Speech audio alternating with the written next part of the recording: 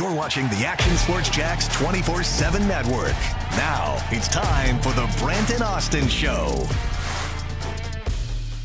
Hey, welcome inside Best Bet Jacksonville, everybody. We're on Monument Road. We're at the final table, which is the final show of the week, at least for us, here on a sunny week in Northeast Florida. It's really been a nice one, and it's good to wake up to the sunshine. Hopefully wake up to a win on Tuesday for the Jacksonville Jaguars, because that will change everybody's sunshine and rainbows and rainy, dreary kind of mood that has existed the first couple of weeks, the balance between that. Brent Martineau Austen Lane, and man, you go from Vegas to Best Bet. I mean, that's no... Yeah, man. Right at home. Yeah, I mean, it's a whole lot of gambling. And listen, man, this table feels really at home to me, obviously. I sat here a couple years ago during a poker tournament for a celebrity thing, and I think it was like 87 or 90 people in the tournament, and I got top 3. So woo! I was at the final table. I was getting broadcasted on Facebook and everything. Sat kitty corner right over there.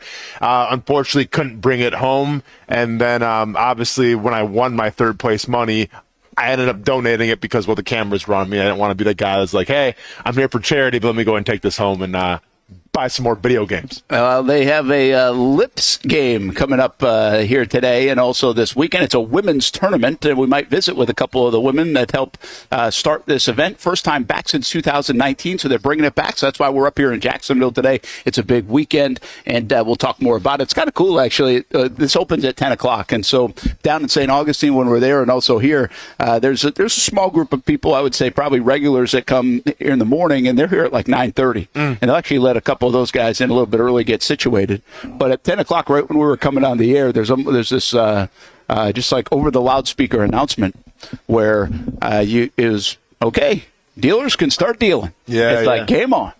Green light goes here at Best Bet Jacksonville, and as you can get more information right here, bestbetjax.com. Brent Martineau Austen Lane, Jason Hamby in the kids' corner. Just got done with the Stadium Pulse, and hope the show went well, Hamby, and you're situated. I know it's a quick turnaround, but good to see you again, Mr. Monday and Friday. He works 2 days a week for us.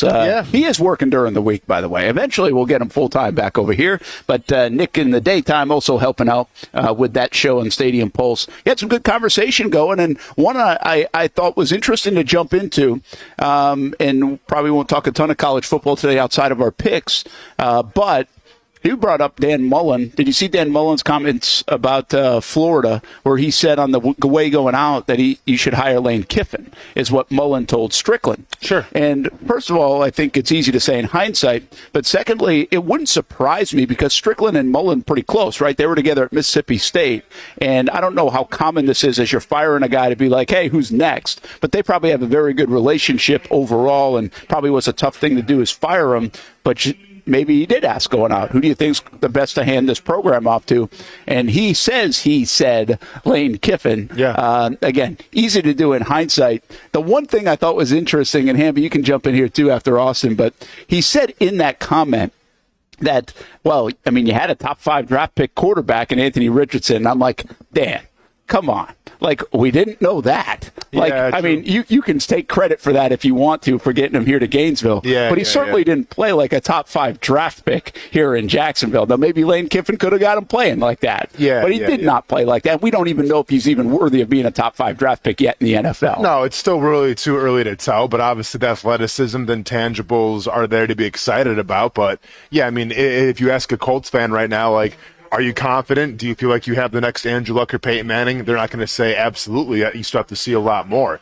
As far as Lane Kiffin's concerned, yeah, I mean, I'm a giant Lane Kiffin fan, man, and I always have. Oh, yeah, man, I'm on the Lane train all day just because I think he brings a couple of things to the table. Number one, he brings the X's and O's. He brings the innovativeness. I mean, you watch his offenses, whether it's running the football or passing the football. Like, you know, when he first got to Ole Miss, it was definitely more of a pass attack. But now, you know, the past couple years, I feel like he's balanced the run a little more. But a highly explosive offense to the point where, what is it, Vanderbilt backed out? Or no, I'm sorry, Wake Forest backed out. We don't want to play against you anymore, which I think that says all you need to know about, you know, what kind of guy Lane Kiffin is. Like, teams don't want to play him. All right, more power to you. But also, I think he kind of has the swag, the savviness to understand, once again, the modern college athlete. Yeah. Because I say this all the time, I look at a guy like Dabo, And say what you want about him, great recruiter. Okay, he's won a championship. Okay. But, like, does he totally understand his players? Does he get the most out of his players? Can he relate to his players? I feel like any guy that wears his pants up to his belly button and like, does, like, a gritty in the locker room that's so cringy doesn't. That's just my opinion.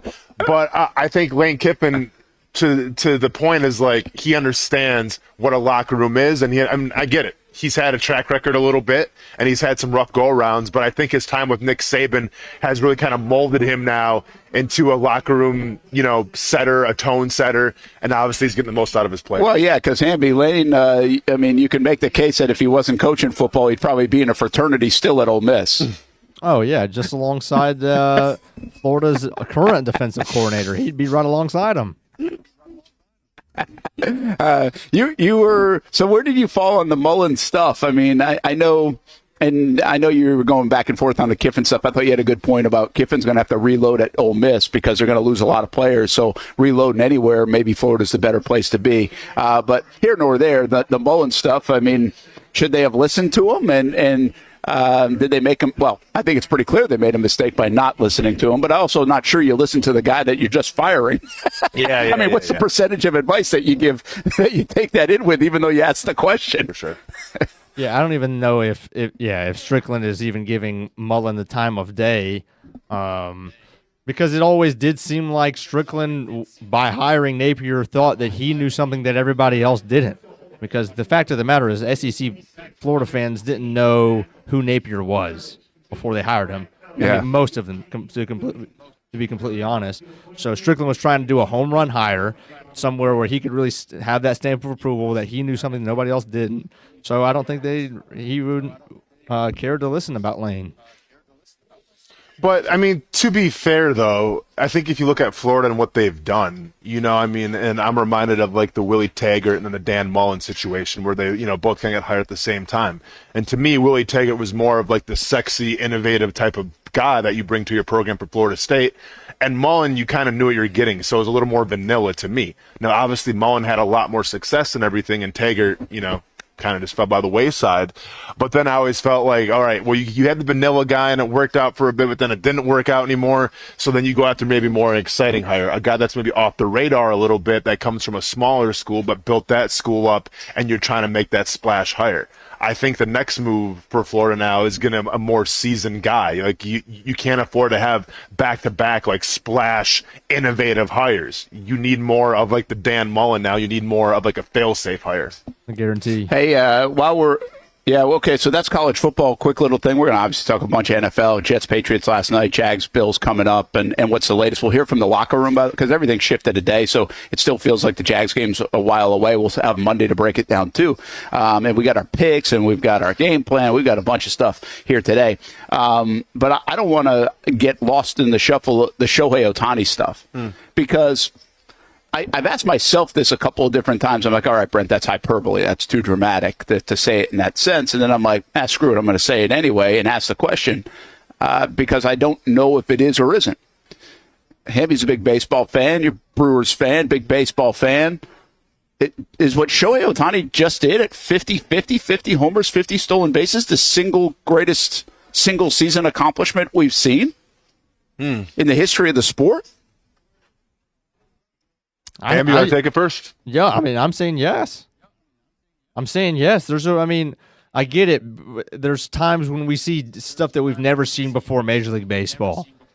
But this is something that is anybody going to disagree if you tell them that nobody else is going to do this he's the only guy capable of doing this. And he did it in the way that I don't know about that.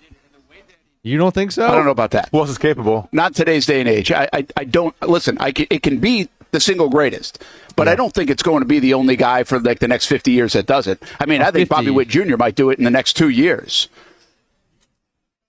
I mean, that would be insane.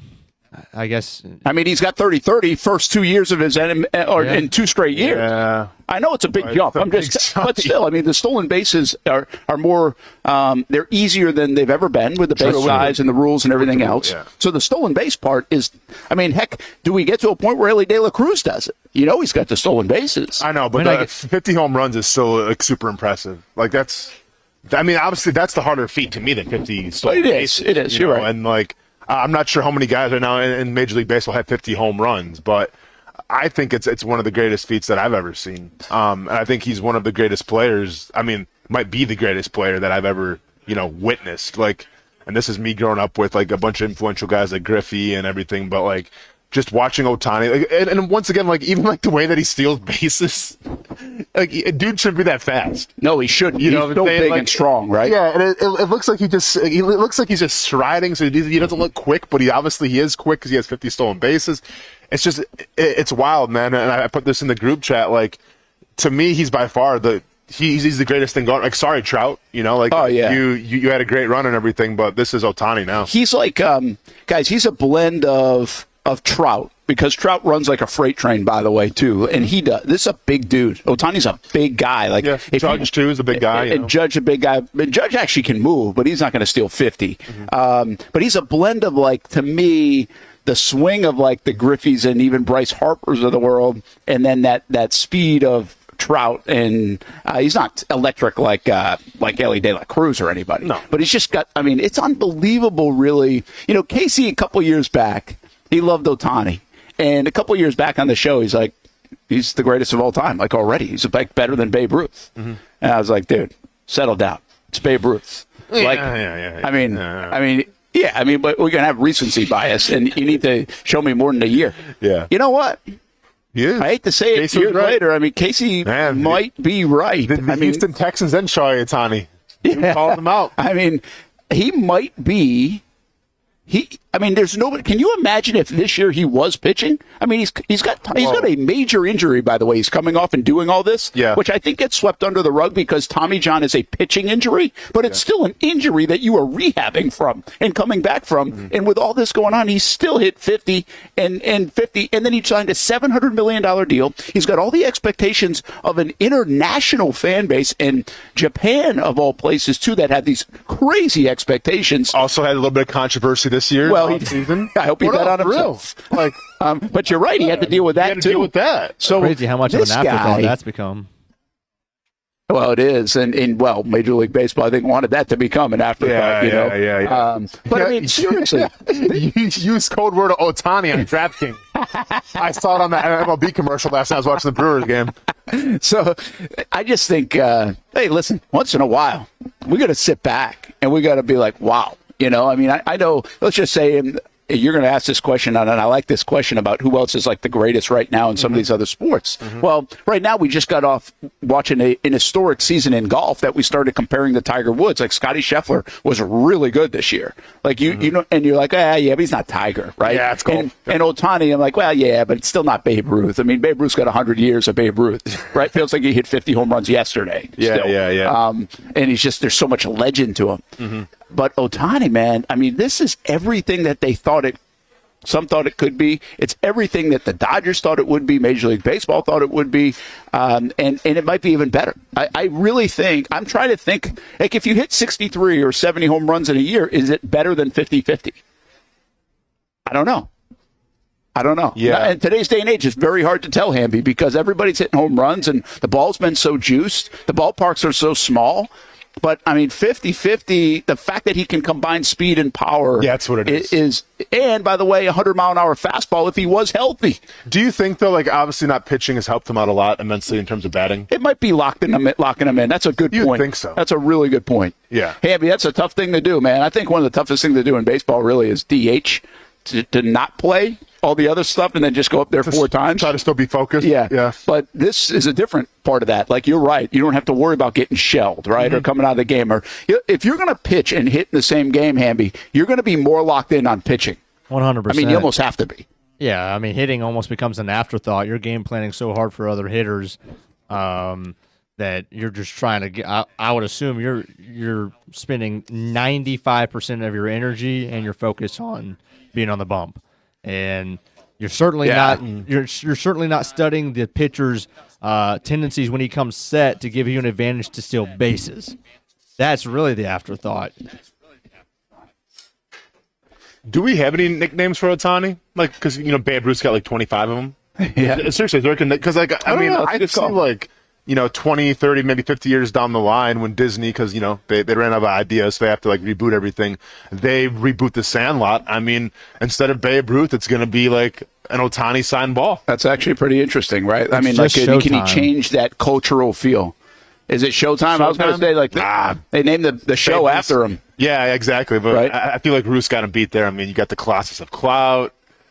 What were some other Babe Ruth ones? Yeah, Babe Ruth had like 25 nicknames. Great Bambino. Yeah, I was trying. Sometimes, Great Bambino. Sometimes they will put on Baseball Reference like the nickname. Yeah. Football Reference does that. I don't really see many for Ohtani. Nothing, huh? No, bummer. So I mean, I was going to say playing off show is pretty easy. Yeah. But Showtime. But yeah, I don't. Listen, I still don't. I still believe this to be true, and I hope this comes off correct in context. I think there's still a barrier with Ohtani because he doesn't speak English. Like, he comes through a translator, which is certainly fine for the game. There's a lot of players that play in the game. There's a lot of sports that are like that. And I think we're very used to that. Like, there's nothing wrong with that. But I do think from an American standpoint, I think wrapping your arms around and appreciating Shohei Ohtani to the degree that we would appreciate a Babe Ruth, or Bryce Harper was doing this, or Mike Trout's doing this. Okay. I still don't know if we get all the way there because we don't feel like we know him, right? We can't relate as well. But do you think it almost adds to the mystique a little bit, Maybe. the fact that we don't know him? Because, like, I compare this, and here I go comparing MMA to baseball, but let's do it. Alex Pereira right now is probably the biggest face in MMA, and he's from Brazil, and the guy barely speaks English, but like, he's so frightening and he's so scary, and he's got this knockout power where it's like, it doesn't matter what he says in the microphone, because just the way that he goes about his business, it's almost more intriguing and almost more scary because he doesn't speak English. So like, he's just this stoic individual who knocks people out. I get the same vibe from Ohtani, where we don't really know his story, like, he just goes up there, he's larger than life, and he crushes bombs and he steals bases. So you have to ask yourself, like, and I get, obviously, if you did speak English, I'm sure he'd be an international superstar in every single commercial and all this stuff. But at the same time, maybe he's doing himself a service by not speaking English, because it kind of adds to that lore a little bit by not hearing him every single day.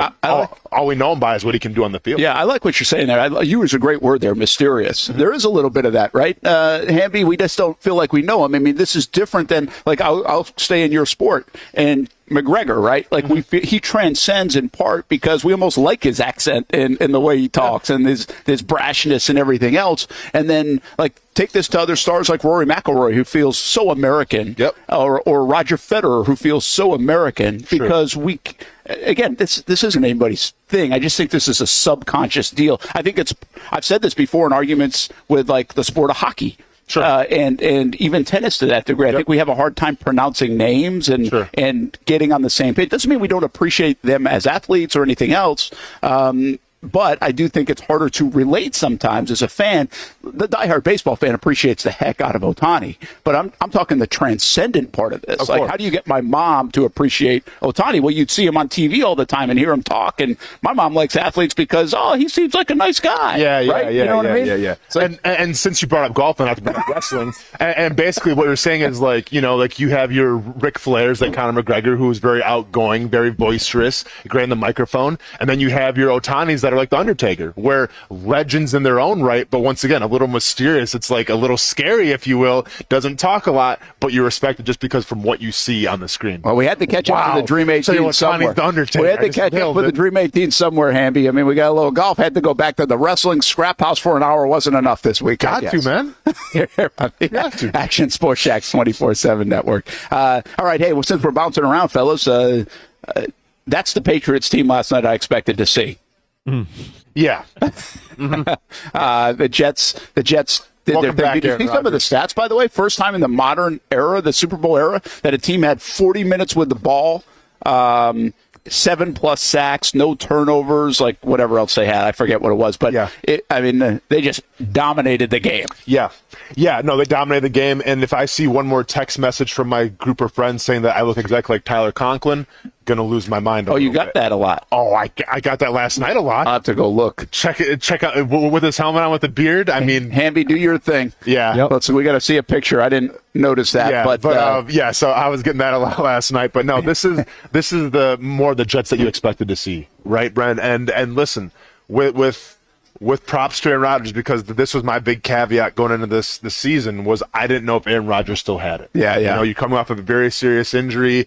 Instead of maybe like doing like the traditional methods of recovering, you're doing ayahuasca trips and all this stuff in the middle of the jungle. So like I was skeptical to see, if Aaron Rodgers could kind of relive the glory days a little bit like he had in Green Bay. But I think last night we saw glimpses of that. And then the biggest thing that he showcased, the dude's still got an arm. He can make any single throw that he wants. But to me, what stood out, Brent, was the mobility is still there. And that's what you need. And we talk about this all the time. You don't have to run a 4-5 or a 4-4 and be a dual threat quarterback, but you got to be mobile. You got to get yourself out of trouble when need be. And last night, Aaron Rodgers was able to do that, and lo and behold, they had a lot of success. Well, listen, he proved he's back in a bunch of different ways to me last night. Now, he still looks like older. Like, he looks a little more frail to me as an athlete. But I think Herbstreit even said it. It's like, as he continues to run, he's giving me more confidence. Like, you don't have to say, oh, no, every time he runs. And by the way, you say, oh, no, a lot when it comes to that injury at MetLife Stadium for some reason with every athlete, not just a 40-year-old Aaron Rodgers. But I thought Aaron Rodgers had it all last night. I thought he had the mobility back. I thought he had the control of the game back. I thought he had the arm stuff back and just that sidearm action that just he's so patented for. Elevating everybody around him. Yeah, everybody was better. I mean, the Conklins and it didn't need Garrett Wilson to go for 200 yards, right? Yeah, Lazard had a big day. So, and then you had the little controversy with whatever happened with Salah on the sideline. So that's a little more Aaron Rodgers. And then you even had Aaron Rodgers in the postgame show where he's shouting out Mel Kiper for too high safety stuff. On the podium. Yep. Like, he checked every box. Now we get him on McAfee next week, and he'll do something else, and he'll be back in the headlines. And Aaron Rodgers is all the way back.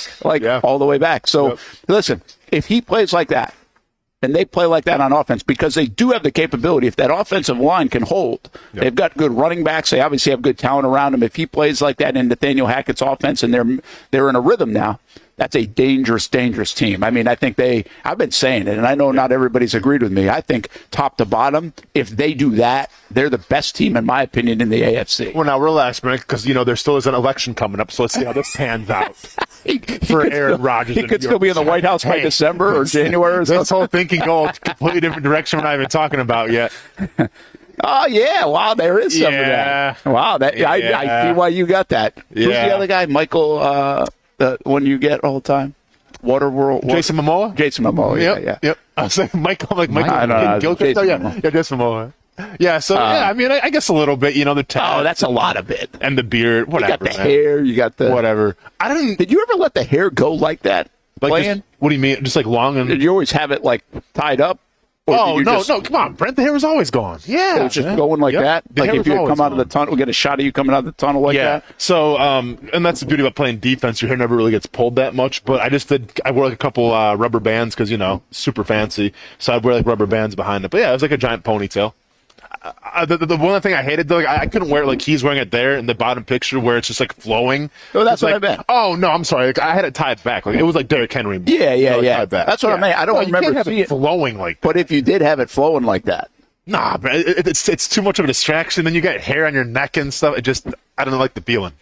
So, yeah, I had to tie it back. I can see why you were getting a lot of text messages. I didn't catch that in the game when I was watching it. But Austin, you playing? Well, you were bragging about your hands a couple of weeks ago. Well, I do have hands, Brent. I do have hands, yeah. But what are we even talking about? We'll go back to it anyway. We got to take a break. We'll come back. A couple of things that we do want to get back to. You asked, Ohtani's the best player in big league ball right now. Who is that guy in the NFL right now? Do we have that guy? That's standout alone. Aaron Rodgers at one time was 3-time MVP, right in a row. And who's that in the NBA? I mean, it used to be LeBron, used to be Steph. Is it still those guys? So do they have one of those guys that we can say hands down? Because right now it's hands down. Aaron Judge might win MVP, but he ain't a better player than Shohei Ohtani. Not even close. As good as he is, and he's fantastic. And we have some really special players in Major League Baseball right now. I mentioned Bobby Witt Jr. I think Ellie De La Cruz is a good player. There's a bunch of them. but not like this guy. And so do we have that separator at all in these other sports? Plus a little bit more on the Jets and the rest of the man, you should have come out helmet off. We live in a simulation, man. Yeah, you should have come out helmet off and let the hair flow and then tie it back like after the national anthem. Yeah, if anything, though, he stole my Predator celebration. That's what I was doing. That's true. Yeah. There you go. Maybe he's a big fan. Hope Conklin's got some money, man. Did you steal it from somebody? No, because here's the thing, because Atia Ellenson, you remember Atia? He was a defensive tackle out of Mizzou. Oh, I do remember. Yeah. So he put it on me. He's like, dude, you look exactly like the Predator. I'm like, okay. He's like, you got to do the Predator celebration. I'm like, what does that look like? He's like, you've seen the movie, right? I'm like, yeah. So he said, like, when you hit the button on your wrist, then do the scream and act like you're going to explode. I'm like, that was his idea. Yeah, that was his idea. How about that? Shout out to Atia, man. I haven't talked to that dude in forever. It's amazing where these things are born sometimes. Yeah.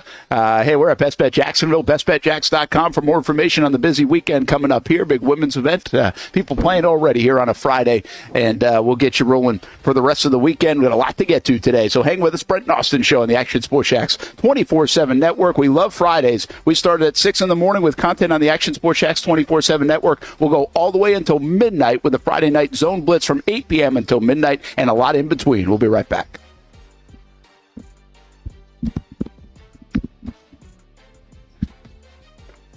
It's hard to put a price on comfort, especially when you use that comfort on a daily basis. But if you were going to put a price on it, how does the lowest price guaranteed sound? Furniture Source is going to have the biggest brands, whether it's Ashley, Casper, or Tempur-Pedic, and once again, it's going to be the guaranteed lowest price in Jacksonville. Right now, my friends at Furniture Source are going to give you the ultimate hookup because all month long, they're making their inventory wholesale price. Check out their markdowns up to 50% off. And remember, since it's Furniture Source, you're getting the guaranteed lowest prices in Florida or your money back. Don't have the cash on you right now? It's no worries. Shop endless options to suit your style and budget and enjoy 36 months off with no interest financing. Why use your money when you can use theirs? Whether it's beds, couches, tables, or chairs, Furniture Source is going to have exactly what you're looking for. Shop the lowest prices in Jacksonville guaranteed. Find the location nearest you at FurnitureSourceJacks.com. Everyone loves a good game night. Here you don't have to be the host. You don't have to clean up. They bring the food and drinks to you, and you can watch whatever you want on the big screens. It's more than a card room. It's a night full of fun with friends. Best Bet Jacksonville, Orange Park, and now the newest location here in St. Augustine, right off 95 at exit 311. A brand new clean room, a full bar and menu, my favorite sushi in town. And I love the fries too. You don't have to just play poker at Best Bet. That's why I come over here to the table games and play one-card poker. That's a pretty good card and a win. One-card poker is like war as a kid, you against the dealer. And this isn't the only fun table game to play. A friendly staff, a lot of fun. It's a good night out at Best Bet Jacksonville, Orange Park, and the newest location in St. Augustine. You can be a serious player or a novice. It doesn't matter. If winning equals fun, you're a winner every time at Best Bet. I'll save you a seat, and I'll see you down here at Best Bet St. Augustine. Nobody but Nimnicht. Our family has purchased 6 vehicles from Nimnicht Buick GMC. The #1 Buick GMC dealer in Jacksonville has lots of inventory to choose from with their best price guarantee. Who gives you top dollar for your trade? Nobody but Nimnicht. Save up to $10,000 off select new GMC Sierras or get rates as low as 1.9%. You know, I'm a truck guy. GMC Sierra, my trim level is an SLT. This one's an Elevation. Pretty good looking color as well. So here at Nimnicht Buick GMC, you have a lot to pick from. My father-in-law, he drives this, an Enclave, so I feel like that GMC in the family. 2025 is coming around the corner, which means it's almost time to close out those 2024s this summer. You can schedule a test drive at NimnichtBuickGMC.com, and while you're there, check your trade value and customize your payment options. Nimnicht is there for you, even on Sundays. So, who has put in the most years and stands behind a better experience? The answer's simple. Nobody but Nimnicht. Your friends in the car business since 1941. GMC, we are professional grade. If you need a quality play this football season at your home, call That One Painter First Coast. Locally owned and operated, experienced employees, no builder grade materials. And there's more, and for that we throw it to Noah Schlicksup. That One Painter First Coast can apparently help your kicking game too. Well, after my failure on skinny sticks last year on Creekside Game Day, I've spent a lot of time out here at Creekside practicing my kicks. There's only one issue.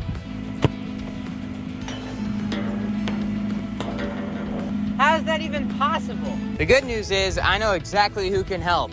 That One Painter can handle all your painting needs, from field goal posts to cabinets to stucco. They got you covered. Though they may not be able to help with my kicking, they can certainly help with the posts. Call That One Painter First Coast today for all your painting needs at 904-495-1373.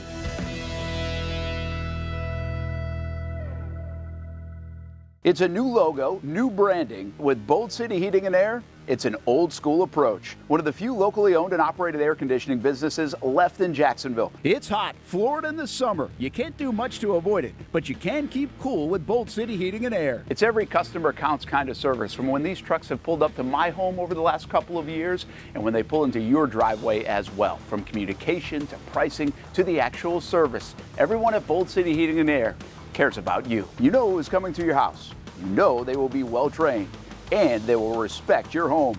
Air conditioning convenience at boldcityac.com. Stay cool while it gets hot. Bold City Heating and Air can help. Don't get caught sweating all summer. boldcityac.com, and they have financing to help.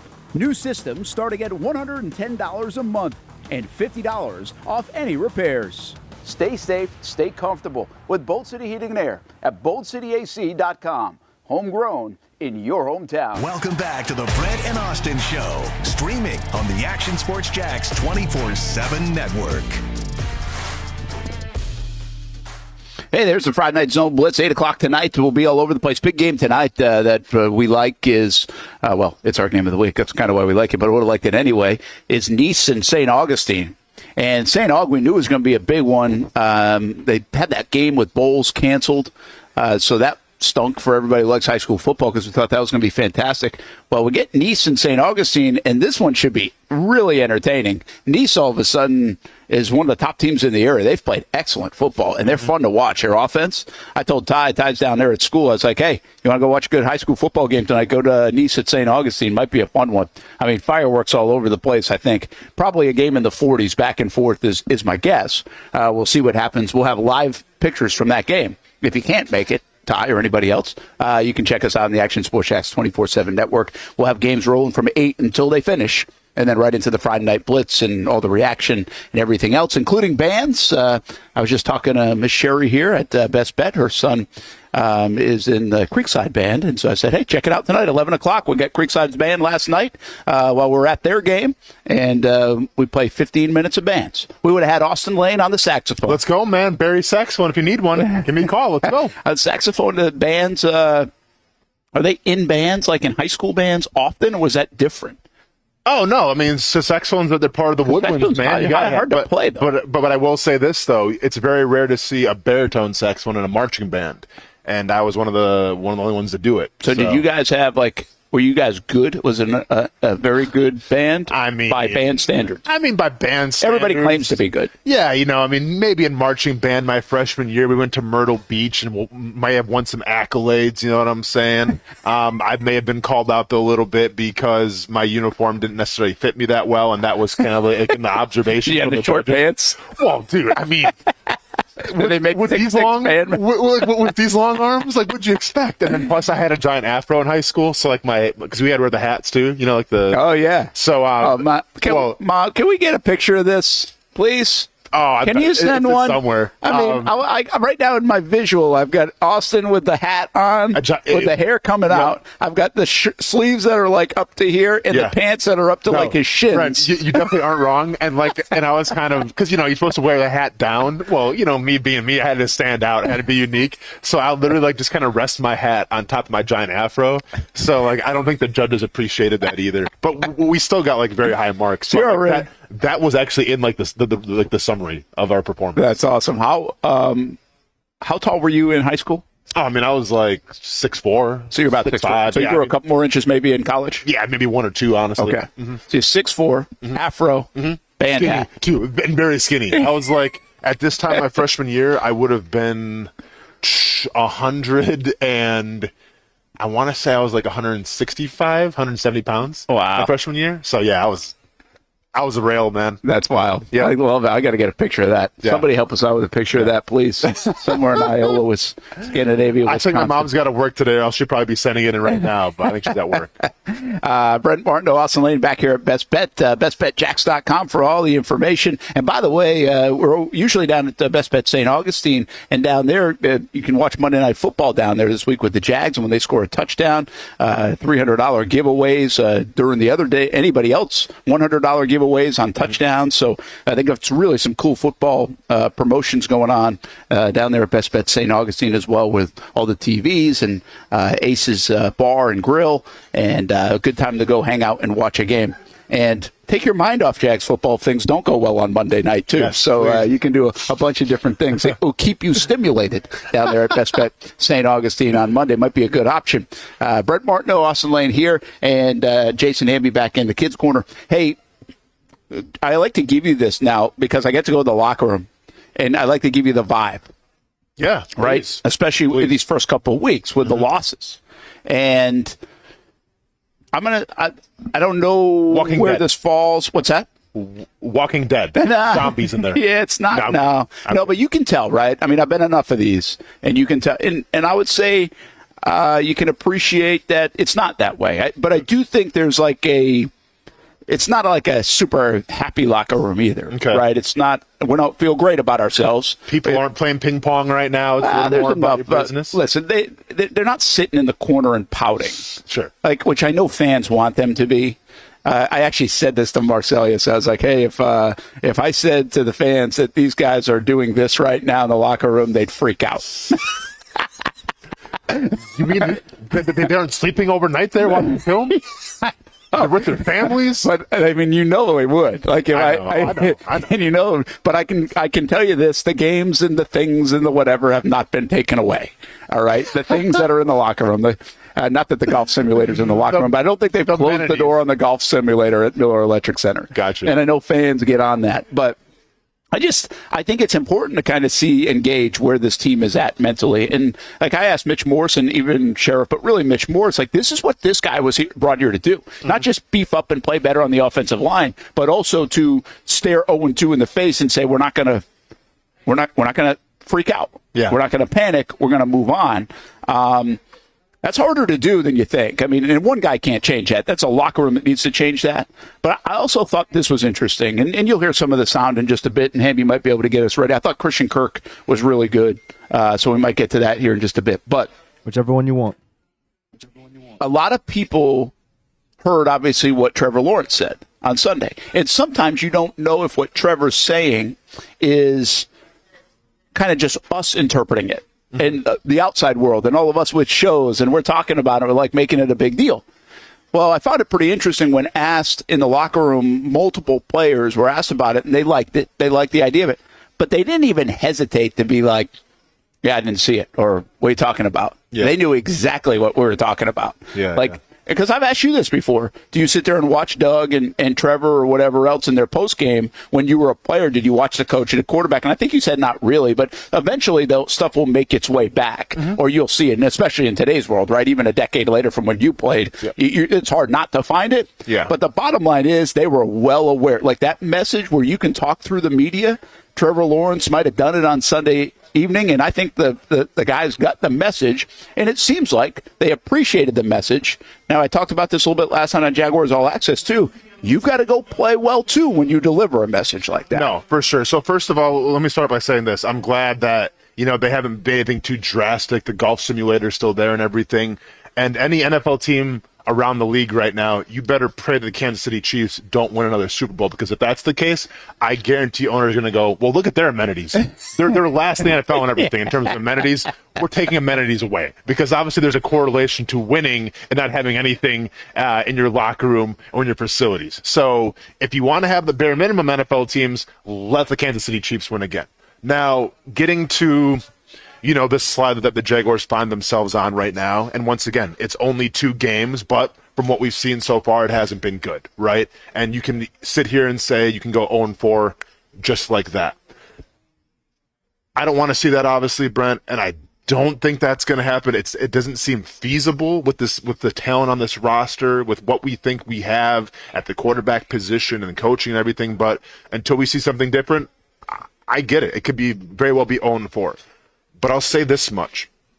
I would rather have this team face adversity right now, earlier on in the season, as opposed to what we saw last year. Yeah, that's true. Now, I'm confident that, I think with some of these guys in the locker room now, they would have faced adversity last year and hopefully overcame it. And maybe you're talking about going to the playoffs. Didn't happen. It's snowballed. They got out of control. You lose to Tennessee, you get embarrassed, and you have that lingering feeling the entire offseason.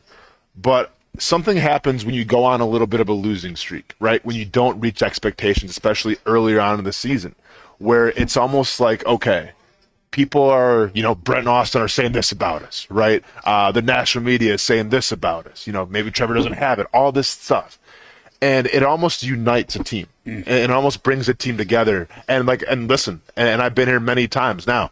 I've lost a lot more games here than I've won, obviously.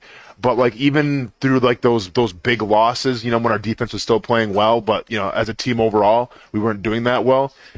We were still tight knit, because then it almost became, all right, well, it's us versus everybody else, right? And when you have that type of mentality, it helps you grow a little bit. So, I don't want to see this team be 0-2. I don't want to see this team be 0-4, Brent. You want to start getting some wins and everything. But I would much rather see the adversity happen right now, as opposed to we're talking week 12, week 13, week 14, when the games get a little more meaningful. Now, you still have to get to those meaningful games, so don't get me wrong here. But I like the fact that adversity is striking right now, as opposed to the end of the season when it can snowball and it can cost you a playoff spot. Somebody else said that to me yesterday too, and I can't remember who, but you're right. Think about this now. First of all, you definitely want it to happen now. The balance here is, if you're going to have a little bit of a slide, you either want it in the middle part where you've built some equity in your win-loss column, or you want it now, but you've got to be a little bit careful to not let the season get too far into a hole and slip away. That's the balance right now. That's why everybody's freaking out in Jacksonville. It's not necessarily because they lost 2 games. It's because they could lose 3 or 4 games. Because if you go 0-4, you're screwed. I mean, you're really... it's probably done. Unless you do something special. Mitch Morse keeps reminding us, too, he went 1-5 with Kansas City. They flipped it around. That is not normal, okay? You can lean on that. That's fine. But, I used to lift, bench press 200 and something pounds, too, in college. I ain't doing that. What a flex. I don't know if I did or not. No, that's cool, man. Just go but Brent, you get my point. Now I can't even hardly lift my coffee. 28-inch python. Show them off, Brent. Show them what you got. But you can't sit on that. It's fine if you're in that position to say, hey, we still got a chance. But I will say what's pretty interesting about the Jags. Under Doug Peterson, they started 3-7, and they flipped it. They started 1-2 last year, and people were like, oh, my goodness. And they flipped it. They won 5 in a row before the end of the story, right? So here we are again. This is an odd thing. And I actually I thought about this for some reason. But this is 3 straight years of in a hole to start under Doug. And I don't know why that is, because it feels like you should be able to start pretty quick out of the gates, second year, third year into a system with a lot of the same guys, especially last year. They had all the same guys. Does it start to, now I'm just thinking out loud in live action here. Do they have too hard of a camp? Are they not ready to go? Is there anything of that sort that their camp, there's all this talk about their camp's harder than everybody else. They practice harder than everybody else. Is there any chance that their camp's a little bit too hard based off the rest of the other league? No, man, the league? I don't think so, because when you say the term hard camp, and I get it, some teams work harder than others, but with these new rules put into place and everything, you practice hard a day, then you have the next day you chilling a little bit. I don't think it's a hard camp. I don't think guys being tired, guys being fatigued, have anything to do with it. Because if you want to compare it back to 2017, look at that training camp and look at how hard that training camp was. Now, listen, I didn't follow it to a T, just like I didn't follow this camp to a T in terms of how hard guys were working. I wasn't at every single practice, but I would be willing to bet that Tom Coughlin ran that team a lot more than Doug Peterson did in terms of, just guys being exhausted, guys being tired. And guess what? They won games in 2017. Now, it folded on itself in 18, but in 17, they're winning games. So, no, I'm not from the school of thought that, training camp's too hard and that's why this team's not performing. And once again, I think I've mentioned this yesterday a little bit. I think with the new rules put into place where guys can't practice as long, it may be some of the correlation why offenses aren't really shining right now, and why quarterbacks aren't putting up the big yards like we're accustomed to seeing, just because you don't have time to work with each other. Yeah, it's pretty interesting. Let's do this. We're going to hit a break, and then we'll hear from Christian Kirk, Mitch Morse, Trevor Lawrence from the locker room and getting into this huge game against the Buffalo Bills. You win, and things start to shift a little bit, right? The whole thing. It's what the nature of the NFL. We're live at Best Bet Jacksonville here on a Friday. Hope you're having a fantastic week with the sun out in Jacksonville and heading into a big weekend right here in Northeast Florida. We'll be back from Best Bet Jacksonville on the Brent Austen Show on the Action Sports Jacks 24/7 network.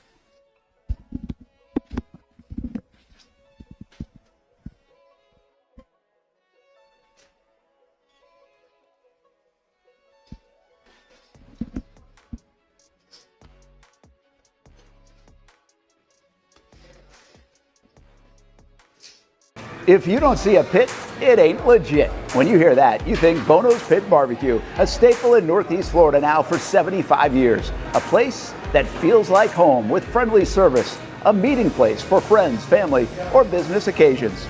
On the menu, the corn nuggets are a favorite in our house, but there's something for everyone. Sandwiches, platters, salads, sides, desserts, and family feasts. You see Bono's all over the place in Northeast Florida. You know, there are almost 20 locations in the Jacksonville area now, so stop on by, sit down, and dine in with Bono's. You can also take it to go. There are drive-thrus in many of the locations, and they have delivery options too.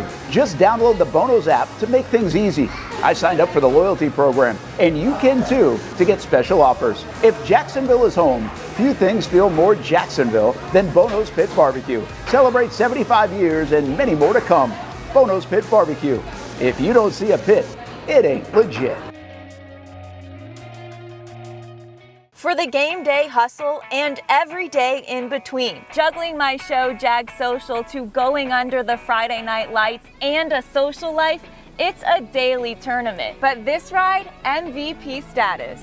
The all-new 2024 Lincoln Nautilus isn't just my car, it's my personal locker room, office on the go, and VIP lounge on wheels. Let's talk tech. My profile remembers everything from customizing my dash display to setting the ambient lighting and my signature scent. And wireless charging, essential for live tweeting scores. Whether I'm packing for a beach day with friends or heading to the gym, there's space for every passion. After dominating all day, this becomes my recovery zone. The massage feature is like having a personal PT on call. Life's a non-stop game, but with this ride, I'm always on my A game. The 2024 Lincoln Nautilus. Drive your passion. You trust CGC to make your water great, and now you can trust CGC with your plumbing needs as well. Fast, convenient scheduling, licensed and insured. A quick call away at 904-552-1242. You never know when you're going to have an issue with a shower, toilet, or maybe it's a sink that sometimes is easy to fix. All right, let's be honest. I'm not fixing anything. I'm totally staging this because when I have a plumbing problem, I call CGC Water Treatment and Plumbing. Trained professionals, transparent pricing, customer satisfaction. Small problem or even a bigger issue. Maybe you need a new tankless water heater or something a bit more intricate. The experts with 25 years of experience at CGC Water Treatment and Plumbing can do it all. Call 904-552-1242 or visit cgcwater.com. Right now, get 10% off any residential job of $500 or more. CGC Water Treatment and Plumbing, an authorized independent Connecticut dealer. Florida license number CFC 1432579. At Southampton, local golfers have no shortage of options when it comes to picking a course to play here in Northeast Florida year-round. Yet time and time again, I find myself here at the golf club at Southampton. Easy to get to off 210 in St. Johns County. It's family-owned and operated and renowned for being one of the area's most player-friendly. That's just one of the reasons we hold the Action Sports Jacks Dream 18 charity golf tournament here each fall. The Mark McCumber design layout is great for all skill levels of golfers, from the guys who bomb it a mile on the range to golfers like me who are just happy to put it in the fairway, which Southampton has very accommodating fairways. And if you need new clubs, come down to the pro shop. They'll fit you up and get you a nice new set like they did for me. For more information on membership or to book a tee time and see for yourself, head over to golfsouthampton.com or call the clubhouse at 904-287-7529. The Golf Club at Southampton. It's the official home of the Action Sports Jacks Dream 18. Make it your home for golf too. It's the place we party in football season with Jaguars All Access. Welcome to Spring Sports Brewery, everybody. Say hello to our guest tonight. That is Trevor Lawrence. You can bring your party or event to Spring Sports Brewery in Springfield any day and any time. Rehearsal dinners, corporate events, birthdays. Here at Springs, you can enjoy the inside area and the outside area. Good for any weather, good for any occasion. Watch the games, play the games, shoot some hoops. Beer? Yeah, they have that. Plenty of choices. And sure, this is a brewery, but Strings is also a restaurant, and the food is fantastic.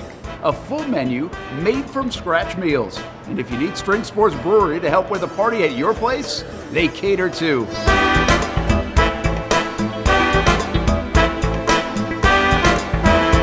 Family, beer, food, sports. Spring Sports Brewery in Springfield.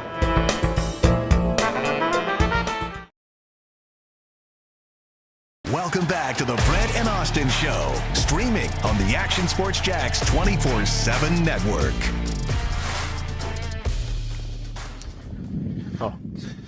Oh, we can hear that loud and clear. The Dream 18, a little windy out there. Watch this. Hey, we left the show. You were in Vegas, but this is Chris Morgan. This was after our show was over, right after. Oh, dang. And we're like, this is going in. Dude wanted the car. Wow. It almost happened, man. That was on the 12th hole at the Action Sports Jacks Dream 18. Jacksonville Armada there. Hey, one big, now this feels like 3 weeks ago for me, but a big thanks to everybody for all their support of our Action Sports Jacks Dream 18 golf tournament, raising money for North Florida Junior Golf Foundation. Here's Scobie's shot, and, of course, St. Michael's Soldiers. We're still adding up the dollars, but right around $30,000, which will get our total to close to $300,000 raised for charities over the years. And Cadillac and Access Golf and all our different vendors, big shout out to them, and sponsors like Pitney Bowes and Florida Georgia Windows and Doors, Best Bet. Big part of the Dream 18 over the years as well. So we appreciate everybody, and we'll have more on it, more pictures to come out. Marcel took a bunch of pictures, so we'll definitely share those as we get them. But the 2024 Dream 18 in the rear view, and that's 10 years in the books for that golf tournament. And we'll see if we bring it back next year or give it a little bit of a break.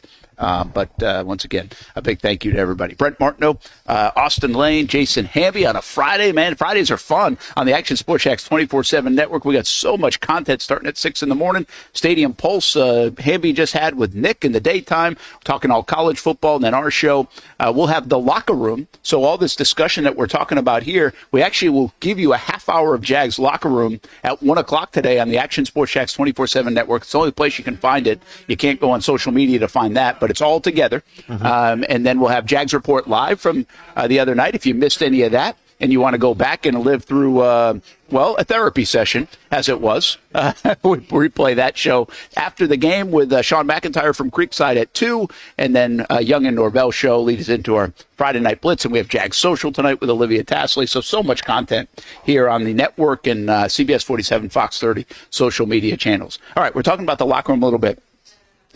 Let's hear from Trevor Lawrence first, and then I do want you to hear from some other guys like Christian Kirk and maybe even Mitch Morse here in this segment, or we might spread it out a little bit more. But here's Trevor Lawrence again. He's the one that delivered the message Sunday after the game. You could tell he's frustrated. He's lost 7 consecutive starts. That's not cool. That's different territory. That's not cool for anybody, but it's really not cool for Trevor Lawrence, a guy that's one of the all-time winners in high school and college football, who had lost just 4 games in that stretch of time of his life. And he's lost a lot more than he's wanted to so far in the NFL, but he's not hitting the panic button either.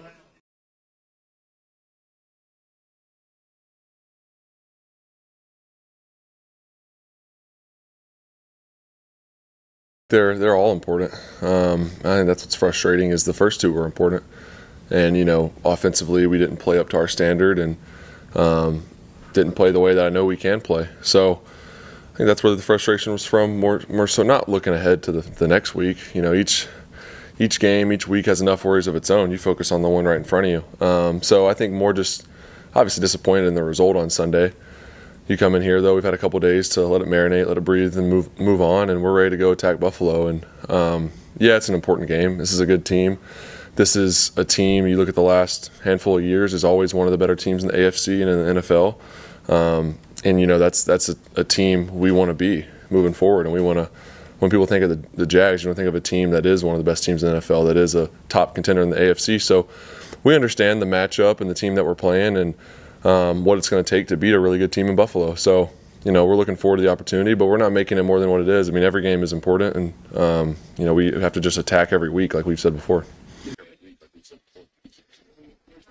Yeah, so there's Trevor. And listen, I kind of like what he said in there about Buffalo. That's who we want to be. We talked about this for a lot of our show yesterday. Maybe the Jags do want to be more like the Buffalo Bills, just stylistically. I thought when they hired Doug Peterson, you're like, okay, they're going to be more like the Kansas City Chiefs. And you know what? The Chiefs are a little bit like the Bills, to be honest. They can win on defense. They can win on offense. They like to run the football, too. It's underrated how much they run the football. And I know Mahomes gets things done. I know Josh Allen gets things done. We think Trevor needs to find his mojo to get things done. And now you've got those teams that are a little bit more comparable than maybe some others around the National Football League. I don't think it's far-fetched to say the Chiefs and the Bills and the Jags can be in that same, again, not as good as they are. I'm talking about the style of play, who they want to be.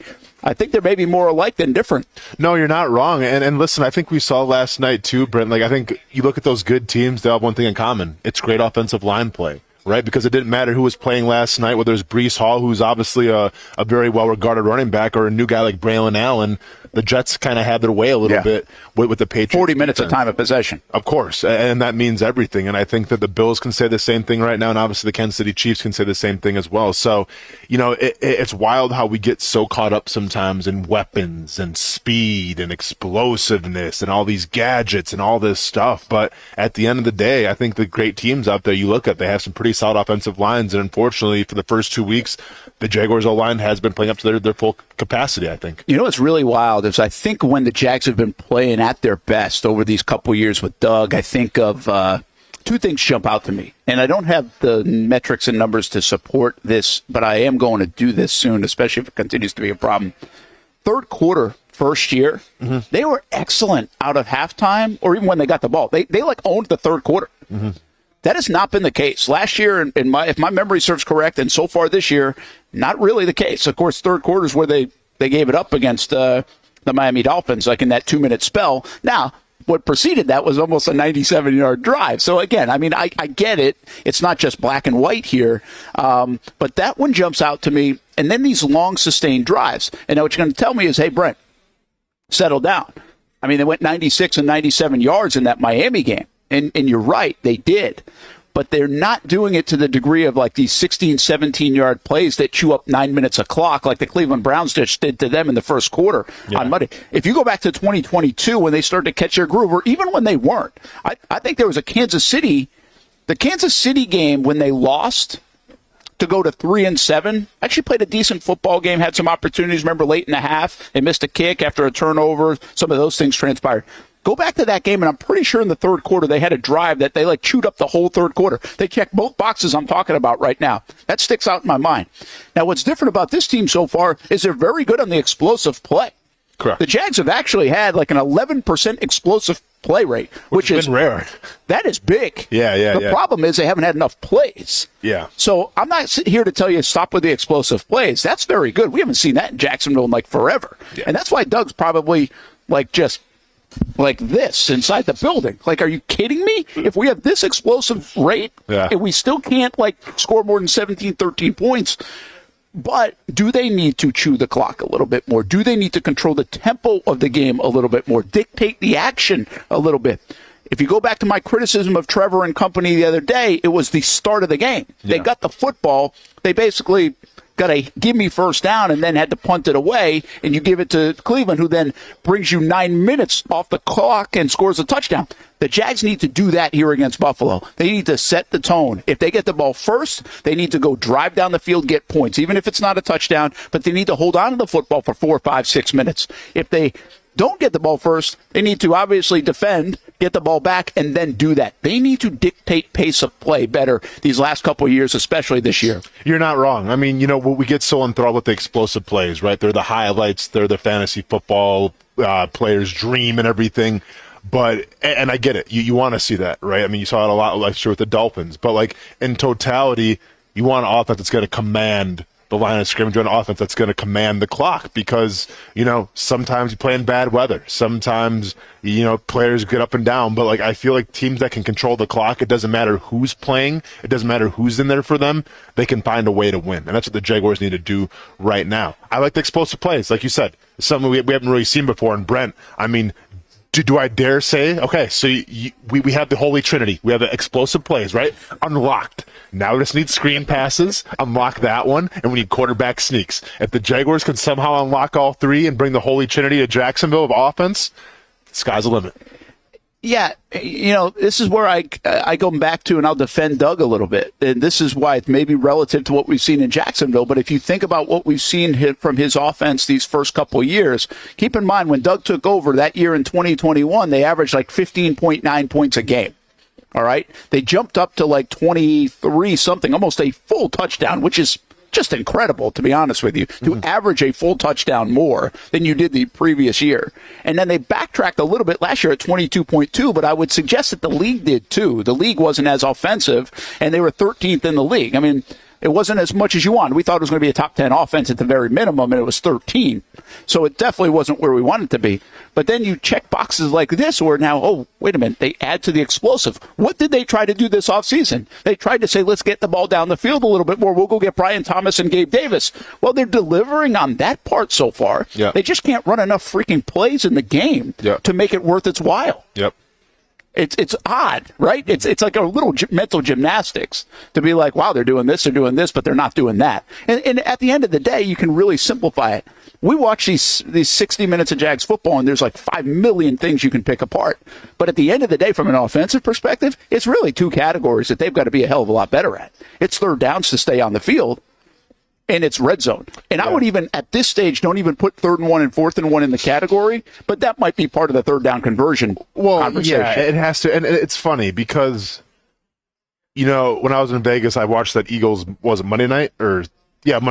Sunday night? Whatever they played. They played, who'd they play? They played the Brazil game against the Packers. But the Packers, but then Friday night. But they played Monday night too, right? Because they had Kelsey and Falcons Monday night. Yeah, exactly. Thanks, Hamby. Okay.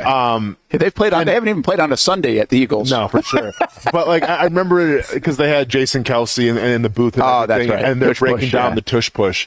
And it's funny how you think of the tush push. By the way, change the name. Hate it. But you think of the tush push, and it's okay, it's a gain of 1-2 yards, and it's always, I forgot what the hit rate this was this year. It's not as good as last year without Jason Kelsey in there, but it's still pretty successful, and you saw it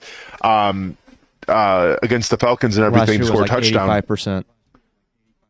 Okay, yeah, exactly. So you think about how just that one play can kind of change your whole perception of a team. Oh, yeah. Because I think of the Eagles, I think of Jalen Hurts, I think of Devontae Smith, I think of A.J. Brown. Okay, they have a lot of weapons. They can be in a very explosive team. But then for whatever reason, I think of a very physical team. Yes. And that physicality comes directly from, the tush push. When it's 3rd and 1 or 3rd and 2 or 4th and 1, 4th and 2, usually they can convert it. And that right there is all you have to be physical, I feel like. Yeah. And we've seen this with the Jaguars, right? Where you get close to the red zone and everything, and you get towards the goal line, and what happens? You roll out, you do these plays, and it's just, you can't get the job done. And I feel like if you can shore up that type of stuff right there, you can shore up the 3rd and shorts, the 4th and shorts, by the goal line and everything. Well, then that can change your whole brand of football. That can change your whole identity of who you are. Well, listen, Philly screams at you tough for two reasons, and they put the stat up in that game. They have the heaviest offensive line in the National Football League, right? So they embrace it. But their quarterback is also one of the heaviest players in the National Football League at that position. Dude squats 600 pounds, too, and stuff. He is a beast of a guy. That push is wild. The more you watch it, I don't watch. Trevor's a big guy though, too. Trevor's big enough. Well, but he's not big. He's not. He's leaner. Here we go, talking about trunks again. But oh yeah, here we go. But he is lean. He's actually if you look at Trevor and you look at his legs, he's got some I wouldn't say, I don't know if skinny's the right word, but by football standards, okay. Where if you look at, Hurts looks like he's built like a linebacker or a running back. Same thing with Josh Allen. Josh Allen, where does he fit on that? More the linebacker. Yeah. I feel like Josh. I'm talking about the Bills, Josh Allen. Yeah. So it's like I feel like he's like a linebacker as well. Yeah, and I think that's one of the reasons why they don't use the quarterback sneak with Trevor as much.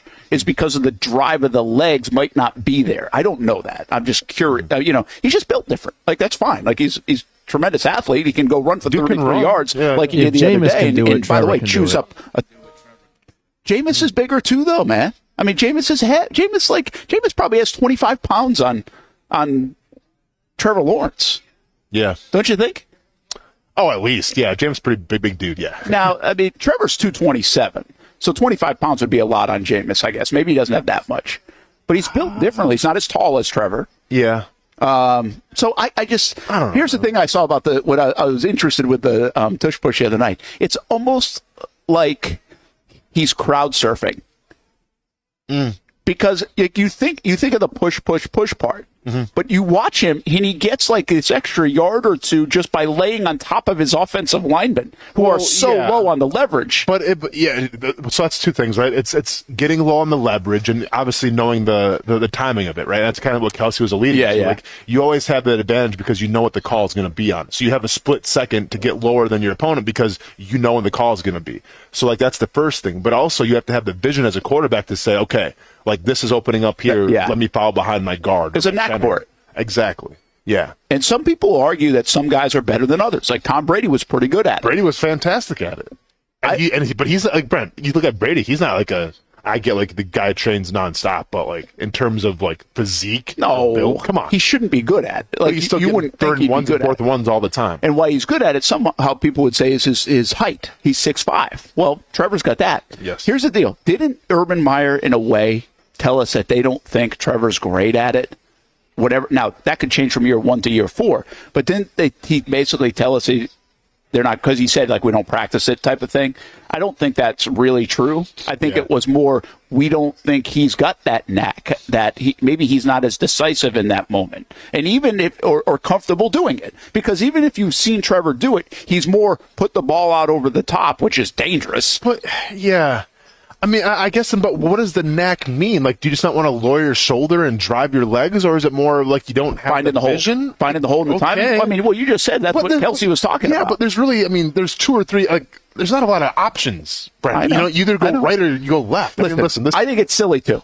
I'm a very casual offensive, quarterback guy, so I don't want to come across as like a Monday morning quarterback or anything, but I feel like, all right, you have 1 or 2 holes to go in. Follow your guy, see it, and go. Here's what I would say to anybody that says he's not good at it or whatever, and if that's sort of the reason. You know what else you're not good at? Is getting 3rd and 4th and 1 and handing it to the running back.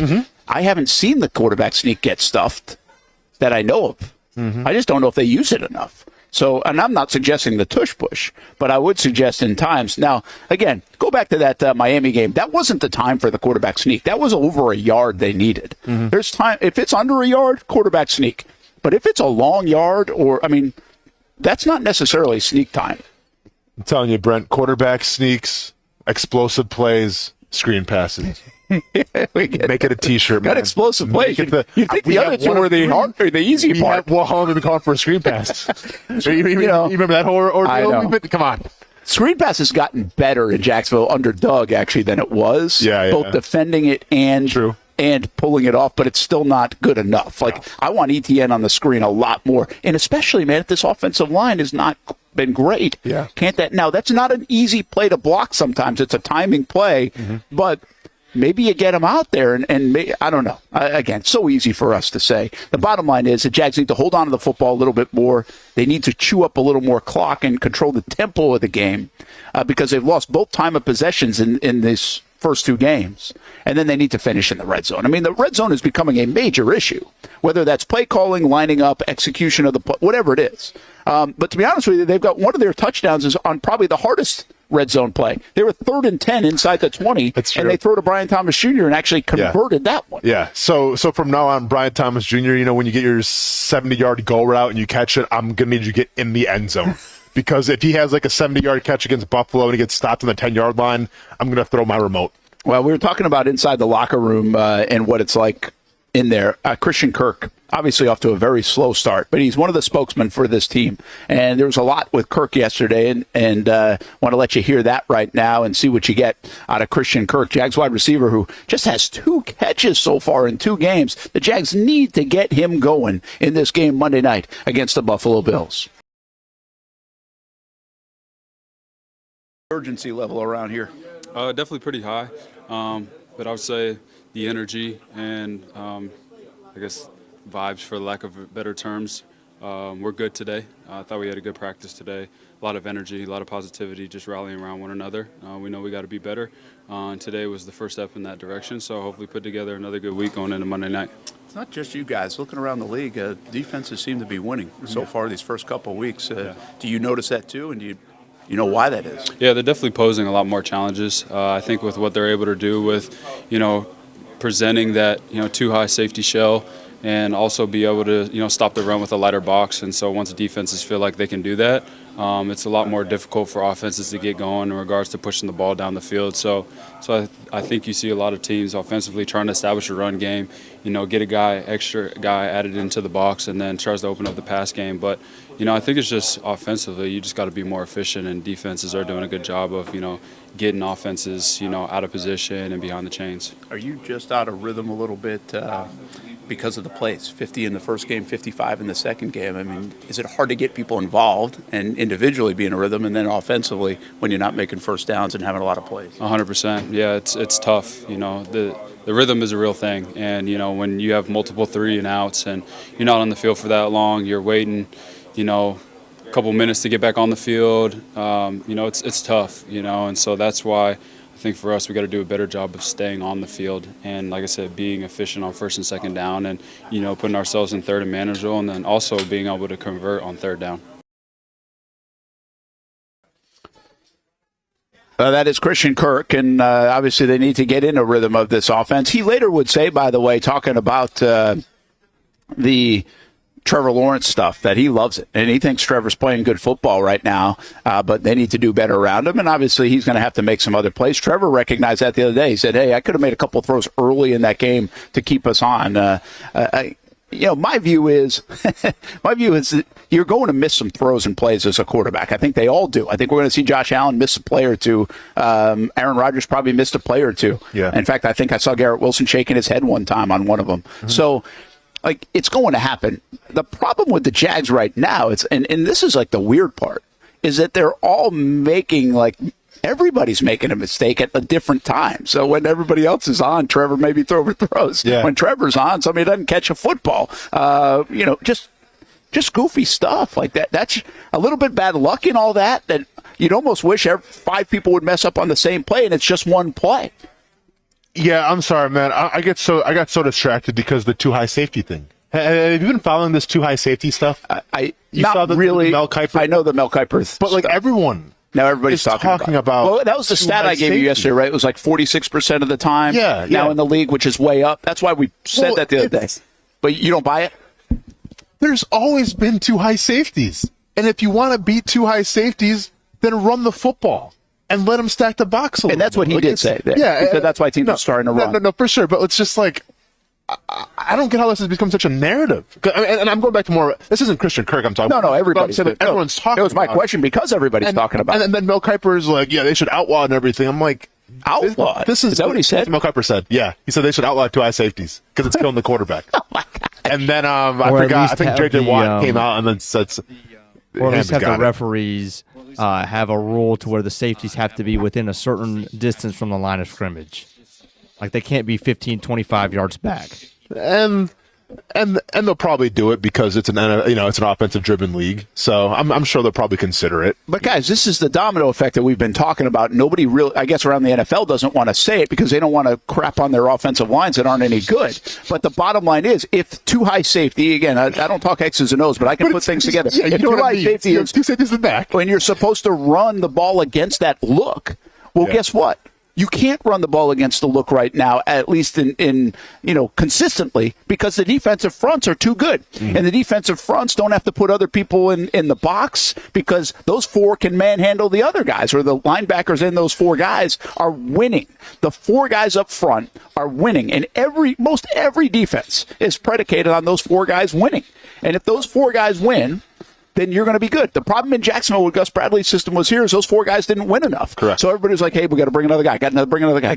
Well, not right now. Across the National Football League, the four guys, doesn't matter what team you have, are most of the time winning against their offensive line. Therefore, you can't run. Therefore, you don't need to blitz, so you don't need to get another guy out there, and then you don't have a blitz coordinator. I like it. But this is, I'm not telling you what to do to fix it, other than just go find 320-pound men that can block and pay them a lot of money, because if you have that, you have a huge advantage right now in the National Football League. It is probably why the New Orleans Saints are scoring all these points. We talked about it yesterday. They are max protecting the heck out of Derek Carr. Correct. Yep. Yeah. And they're not really concerned about, they have Chris Olave with the deep shots, but listen, when you have two high safeties, then maybe the long ball's not going to be there, and that's going to be okay. Then dink and dive and take your short routes and everything and run the football. People are acting like this is a new scheme, that we've never seen before. It's been around forever. It's just for whatever reason now, this is the thing that we're pointing to. This is the thing that we want to say, well, this is why quarterbacks and offenses are struggling a little bit. No, it's been around forever. Run the football, set up the pass. Then it's. Sorry, man. This is no different though than. I'll just try to use a somewhat of a comp. This is not that different than when we shifted to 3-point baskets, and everybody's like, okay, 3 is more than 2, and the analytics tell us 3 is more than 2, and big man doesn't matter much anymore. And now that guy can. We're seeing a shift in the game because of the skill set or the availability. Part of the reason we saw a shift in the game, well, one, the 3-point basket came to life, when it did, but then analytics came to life. But also, guess what else there isn't a high number of? 7'1" guys that live in the world that can walk and chew gum and play basketball for a living at the NBA level. So you can find more guys that are 6'2" that can shoot the 3. True. You know what I'm saying? True. So this is what we have in the NFL right now. We have a shortage of good offensive linemen in the National Football League for a myriad of reasons. One, they don't make that many human beings. I think the college game transitioned to the NFL game. I think we're getting away from older guys and going to younger guys, which means they're less experienced. And guess what? When you have baby fat, even if you're a big, agile offensive lineman, you're not man tough yet, like maybe Mitch Morse is at 31 years old. There's a thing there about that. Yeah. And that's what we're seeing. All this is predicated off the fact that offensive lines are getting their butt whooped right now in the National Football League and in the sport of football.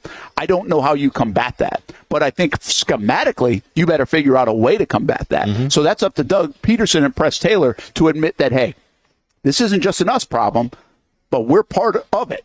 We don't have, name your good offensive line around the league. We don't have them. So we are an average offensive line.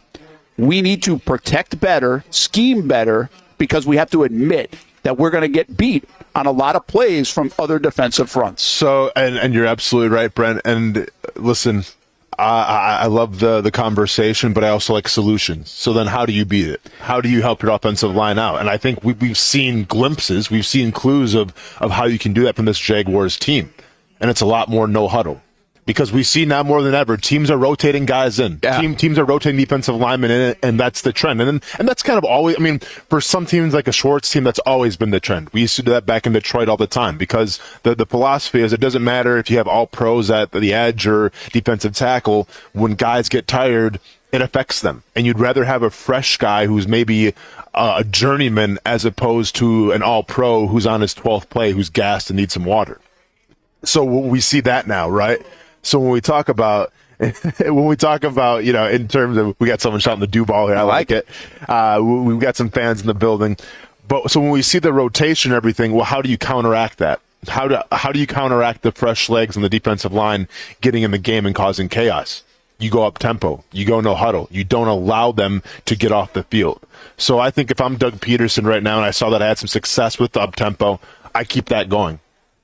Hamby, I'm going to throw it back to you. I know you had a little something on here, and then I'm going to come back to up-tempo if you don't touch on it. What do you got? Yeah. Just on the two high safeties not being a new thing, I remember it's 2006. I'm coming off my first flag football season, and that's the only play we ran. And because of that, I got on my Game Boy, which I had, and I had one game. It was Madden 06, Donovan McNabb cover. And I said, I know that play from flag football. And I spammed 2-man under all the way to a bunch of victories with Donovan McNabb in Madden 06. All right, man. Well, I'm not. Nope. Good night, everybody. We'll see you. Take that, Mel Kiper. That's all you need. This has happened. So many gems in that. I mean, flag football. This is what Game Boy. Yes. McNabb. I love it. Hamby says, hey, I've got an anecdote here. Yeah. That was the anecdote. That was awesome. Dude, I appreciate it. Hey, Mel Kiper, eat your heart out. Here's what I'm typing up right now, guys, just to engage here on social media. Careful, But Brent. this is true. For as long as I've been in front of a microphone, everyone's answer to fix poor offense has always been go up tempo. Yes. Like, it's the first go-to. Yes. Go up tempo. Yes. You listen to radio 10 years ago, go up tempo. Yes. Jags can't do anything on offense, probably in your locker room in 2011. Go up tempo. Yeah. Mm-hmm. Like, it's the fix. And you know, what's funny is that you only see it at the end of half, end of game. Sometimes people will sprinkle it in. Now, this would be against the dictate, play, control the clock, right? And that's what coaches are afraid of. It's like if you go 3 and out, that means your possession lasted like 30 seconds. But as long as they've been throwing the football now as much as they do, you can still have a 30-second possession if you don't complete passes. So I get it. But maybe at this juncture right now, doing that is the smart way. The Jags did go up tempo. They started to move the ball better. They started to line up better. They started to think less. Kirk actually said that in the locker room yesterday. You just think less, so you just go play. And then if you look at Kirk Cousins, he said, hey, the best part of the game was when we got in 2 minutes, I don't have to think about this new offensive scheme very much. I just go play. There's only so many calls. So, like, I get it. But the answer for years has been to just go up tempo. Maybe this is actually the time to really use that answer to thwart these defensive fronts in the rotations you're talking about. And really to take them by surprise as well. Because, listen, I've been through the ringer. All right. When I was in Chicago, we played the Eagles. Chip Kelly was the head coach of the Philadelphia Eagles. Yeah. And he brought the no-huddle up-tempo style of offense in a preseason game. And this was like when he was and it's like infancy, right? And like we knew what was coming, like we knew he was going to run it, but we didn't know like what it was going to look like quite yet. And like he spared no expense, even in a preseason game. Like we were still out there, and lo and behold, me second, third string, I was out there for probably a lot of the reps. And let me go out and start by saying it was absolute hell trying to stop that no-tempo offense because it puts you on your heels so much. Yeah. Because when you're, what's one thing, okay, if you go 3 and out, all right, you're off the field like that. And that means something. But if you can sustain decent drives to long drives with no-tempo offense, it absolutely gasses you. And now all of a sudden it's not about like looking at your keys and like trying to get your guy. It's about surviving. Yeah. Because you're so fatigued. So if you can do it right, if you can get the job done, yeah, it's definitely a great tool to have. Obviously, time of possession though can be a factor if you can't convert on those third downs and everything. And listen, I'm not even sure how many teams are running up tempo like that anymore. But we always talk about the NFL, like when teams go right, then you go left. You always want to think outside the box a little bit. And I wonder if like the up tempo for a whole game could be outside the box thinking in terms of something that teams couldn't be ready for. Well, what's interesting, again, if you can get first down going, usually that's pretty good on up tempo stuff. Mm-hmm. Fascinating enough, if the Jags, I did think about it. I was like, all right, maybe they would come out of the gates with this, and especially early in the game, because your defense can be ready if it does go sideways. Yeah. But maybe you can dictate play early on, then you settle back in, and then you sprinkle it in again. It would be wild if it's up in Buffalo, because Jim Kelly and that K-gun offense, back in the early 90s was doing a lot of this, right? But they were still running the football out of it. They were just... They were getting to the ball quicker and keeping teams off balance. And that was some 30 years ago now, doing stuff like that. We'll see. I don't think you can do it for a whole game. I think Chip Kelly proved that you can't.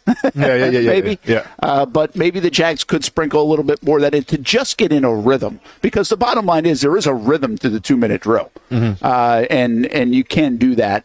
Maybe the Jags can sprinkle it in here Monday night against the Buffalo Bills. All right, I want to hear from Mitch Morse as well. Let's take a timeout, though. We'll come back. Best Bet Jacksonville here in Monument Roads. Come on by, say hello, have some lunch with us. Big women's event happening this weekend, but plenty of other play, too. Massive place here on Monument Road. If you haven't been in Best Bet Jacksonville, you can check it out at bestbetjacks.com. We've got our game plan still to come. You're going to paint the play.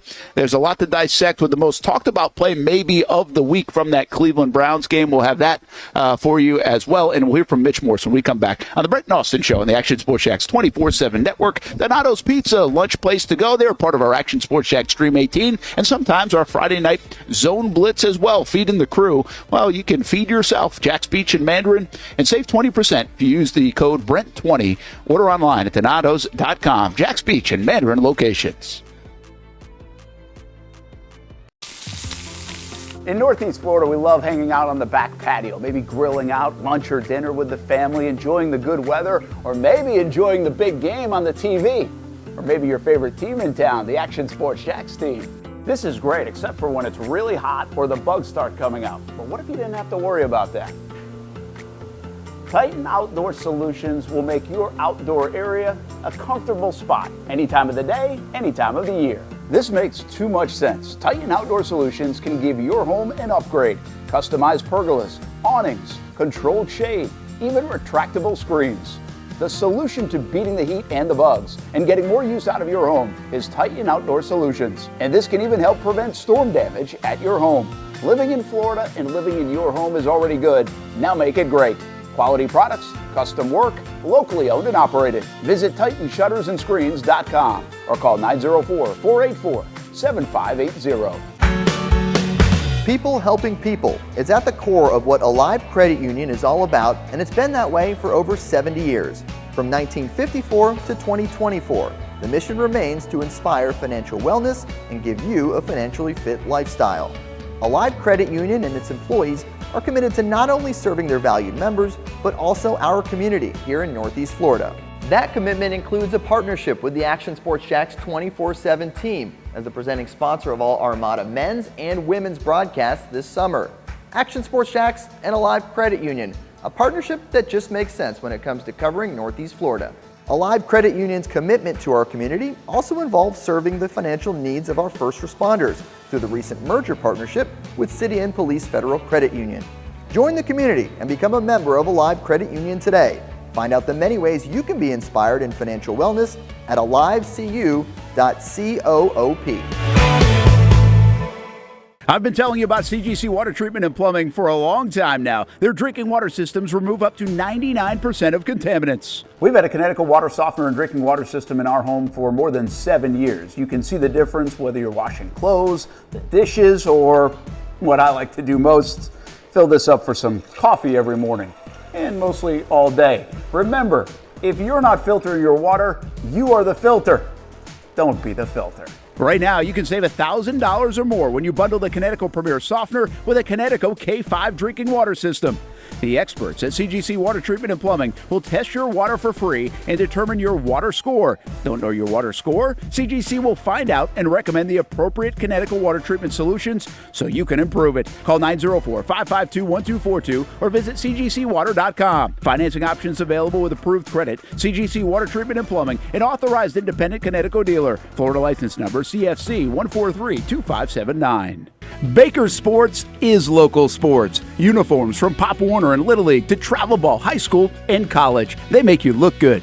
They help you play good. Baker Sports has been helping families make memories that will last a lifetime with their Baker's Buckets. We've got a lot of these filled with baseballs and softballs in the garage. I've been throwing batting practice to Ty and Kaylee for years and also sit on the Baker's Bucket, catching Kaylee while she practices her pitching. Baker Sports is homegrown, and a lot of employees that used to play on local ball fields now work for Baker Sports, now helping you look good, play good, and make memories of your own. Visit Bakersport.com to see what Baker Sports can do for you. Custom apparel, Nike, Under Armour, Adidas, embroidery, screen printing, and more. Baker Sports is local sports from Jacksonville to anywhere in the Southeast. Bakersport.com.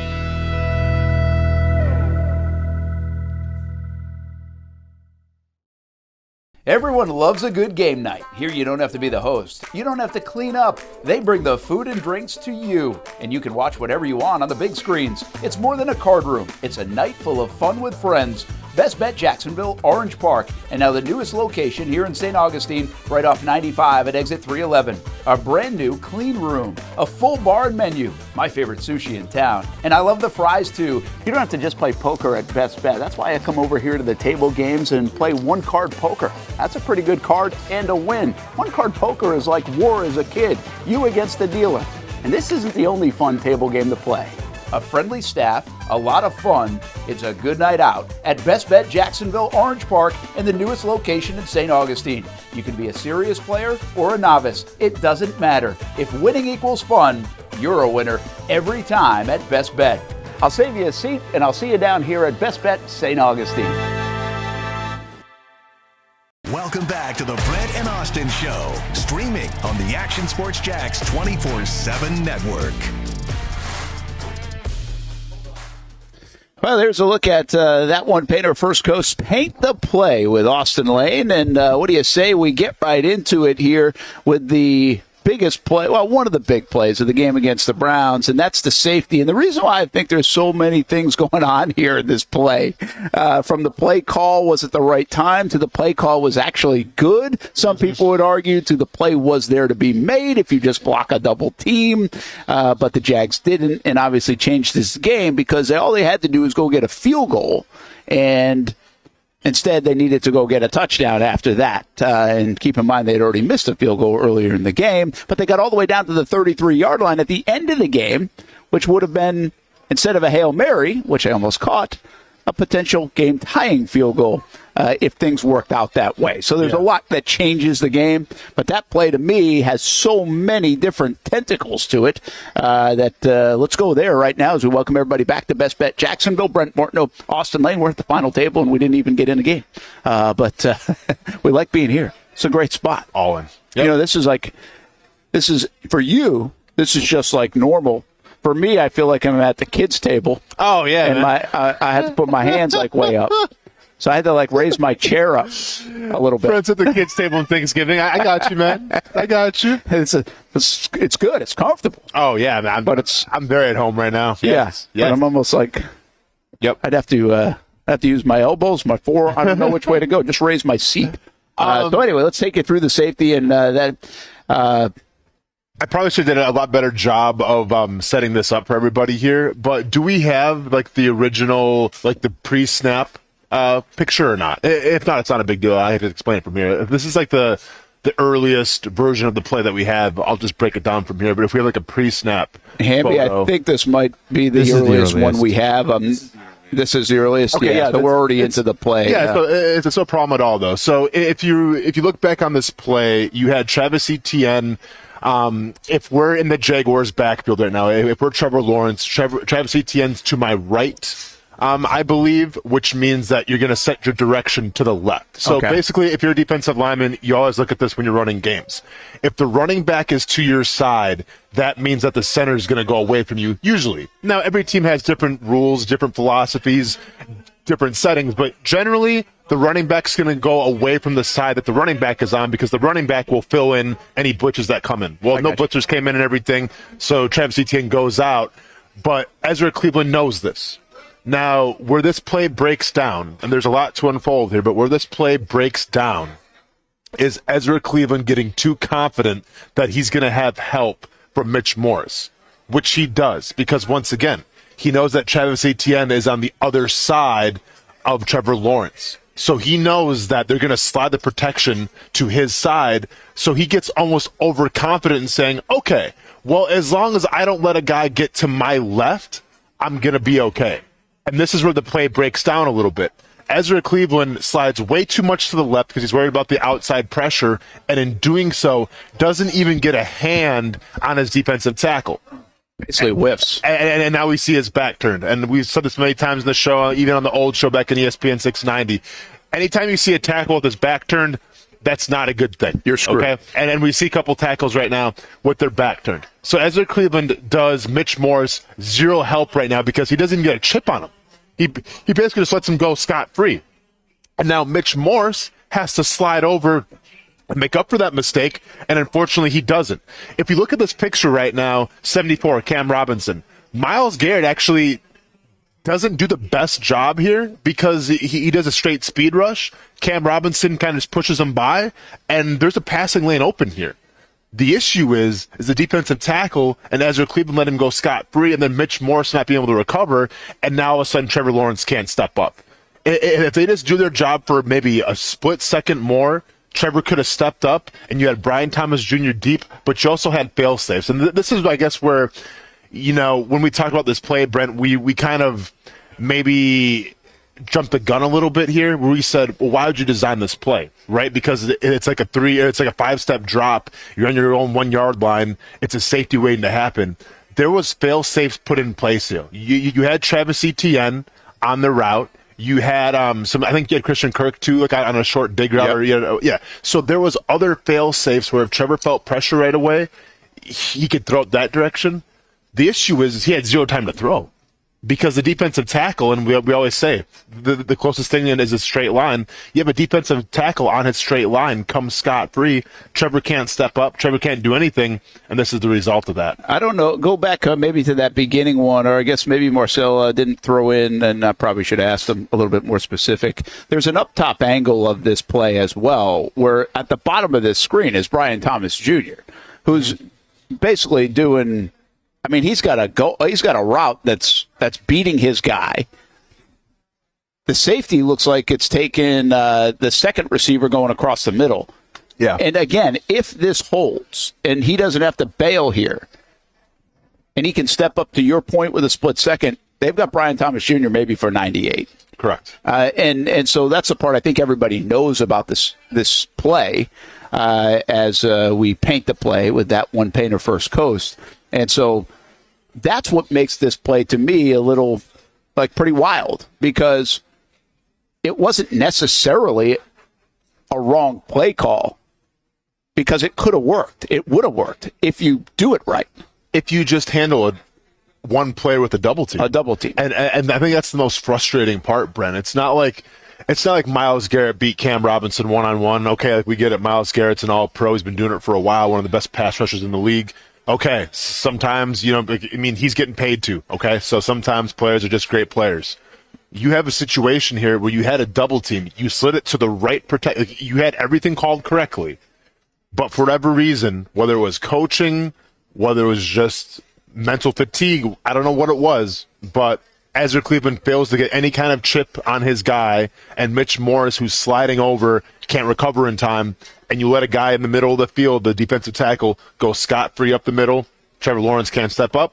It's a sack. Yeah, and again, my criticism of this play has been if you have to rely on your offensive line to do something in this spot, again, you've got to be able to protect against the worst-case scenario. I get thinking positive, but in this spot, when you're backed up in your own end, this is not at the 25-yard line in a sack. This is 2 points. Yes. This changes the game. And that was my criticism of, is this the time to call it? Now, listen, Press Taylor, Doug Peterson say, hey, it's there if we make a play. But I also watched the first 55 minutes, guys, and you weren't really making a lot of plays. The offensive line wasn't doing great. So you're making a lot of mental mistakes. So what's the trust factor to do that? What's the confidence to do that? You have to have an escape plan. The escape plan here is out of the back of the end zone into the cool zone and 2 points for Cleveland. Yeah. That's what it is. So it's just, to me, it wasn't the right time to call this play, even though the play could have been there if executed. But I think you can say that a lot, Austin, right? No, if you execute things in sports, then it's almost always there if you execute it. Yeah. But you just also sometimes have to plan for not perfect execution,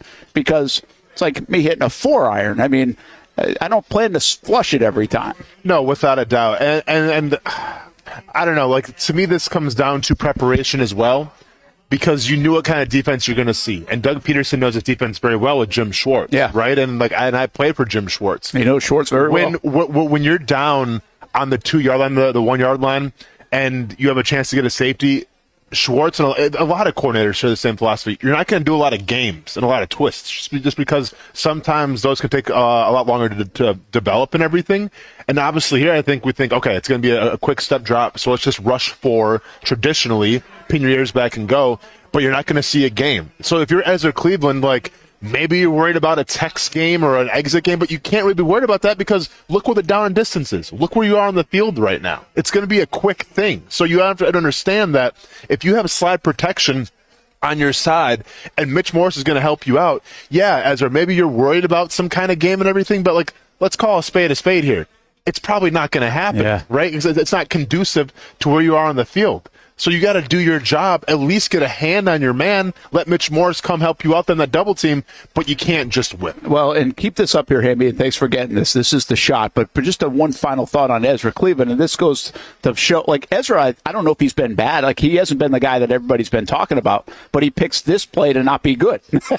That's my point. It's like the biggest plays in the game, or some of the biggest plays, red zone, obviously go-ahead touchdown drive, where these guys are messing up. Like, it's one thing to mess up 3rd and 7 with 6 minutes to go in the third quarter. It's another thing to mess up on your own 2-yard line in this kind of predicament. And the Jags, this is what I talk about making plays. Making plays is not always throw the ball, catch the ball. Make the plays is sometimes block it the right way in the right scenario. And Ezra Cleveland doesn't here, and the Jags mess this play up. But look what you were talking about this right from the get-go on Paint the Play, presented by That One Painter First Coast. Look at the options if they do block it. You had fail-safe. They had everybody. Yep. I mean, outside, really, ETN's the guy that I wouldn't throw to here because it looks like he's covered. But, I mean, if they had – this is as Trevor's getting sacked. So in real time, this is probably about a half a second, right? And at the bottom of that screen is Brian Thomas Jr., and he seriously, if they connect, like it might be the whole distance. It might be 98. Yeah. And that's gotta nauseate you as a coach and as Trevor and everybody else. It's so because once again, we're not talking about this blitz because sometimes team call the right blitz, right? We're cornerback blitz. They out-chest you, right? Okay, I mean, like I'll tip my hat to you. That was a good play call. It was none of that. It was literally a double team blowing its assignment and letting a defensive tackle run scot-free and Trevor Lawrence getting sacked. That's all it was. And that's super frustrating because you saw what the result would have been. Myles Garrett's way past the point of Trevor Lawrence being able to, like he can step up and everything, but you can't because you're getting sacked. I think this play right here, and this is why I chose it, is a microcosm of really this 7 out of 8 losses of these 2 first weeks, really, of what could have been, maybe what should have been, but what wasn't because of some simplistic mistake, quite frankly. Just a mistake that really shouldn't be made at this level. And then you can also bring in the play calling aspect, which has been an underbelly for years, because I think it's debatable whether you should call this play or not, if this can happen. And I understand catastrophe can happen on almost any play, but I do think you have to protect yourself sometimes in these kind of situations. That is Paint the Play, presented by That One Painter First Coast, and you can give them a call, 904-495-1373 for all your painting needs, and just some of the services, by the way: cabinet painting, residential painting, brick painting, exterior staining, commercial painting, fence staining. So they've got a lot of different things that you can call them for at That One Painter First Coast. Brent Martineau, Austen Lane, Jason Hamby. Hamby, thanks for getting that shot up of Brian Thomas Jr. there. Good stuff. Now let's, speaking of that offensive line, I keep teasing Mitch Morse. I want you to listen to Morse. I think this guy's been great and very articulate, and this is exactly why they bring him over. Now, I say great from a play performance. I don't think he's been great necessarily. I also don't think he's the eyesore of the offensive line. I think they are getting an upgrade right now at the center position. Do you agree? Absolutely, yes. Yeah. I'm still under that school thought. Yep. Yeah, me too. And I think a lot of their issues are coming on the right side of that line, and obviously on that play right there, it came on the left guard part of that line. People are taking turns. But it also came on Morris. And Morris a little bit. It was a double team too, so make no mistake about it. Like he would have to make up for the deficiencies of Ezra Cleveland that play. But, if you're a Pro Bowl center and all-pro center, sometimes you can do that as well. Pick up your guy. Unfortunately, Morris couldn't do that. Well, let's listen to Mitch Morse about going back to Buffalo, by the way, but also about getting this offense cooking in the right direction.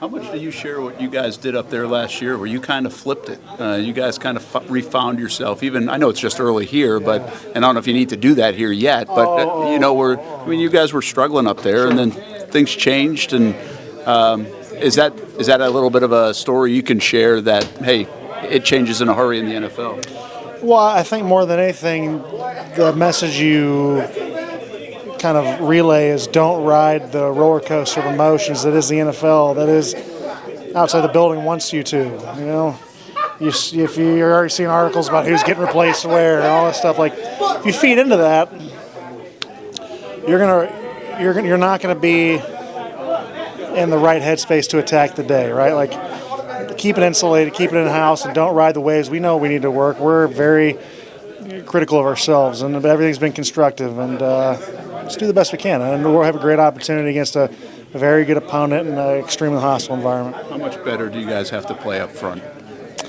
I mean, it starts up front, so better.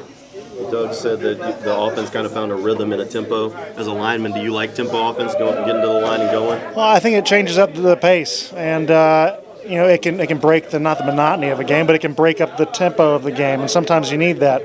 What you can't do is start with tempo and then go 3 and out within 30 seconds, right? It's something that you got to build into in a drive or just kind of feel. So, I don't know if we visit it in the future or what. Like, I don't know, but it's a good tool to have, just to, whether it's substitution based or just have a different tempo. If something's not going well, if there's any stagnancy, just having something different can help. I get you got to avoid the outside noise, but can some of the frustration and build up, like Trevor talking after the game, or just messages you guys might share in the locker room, can it help? Can it help you get back on track? Well, yeah. Whenever you hear your quarterback have these feelings and have these emotions and have these poised conversations,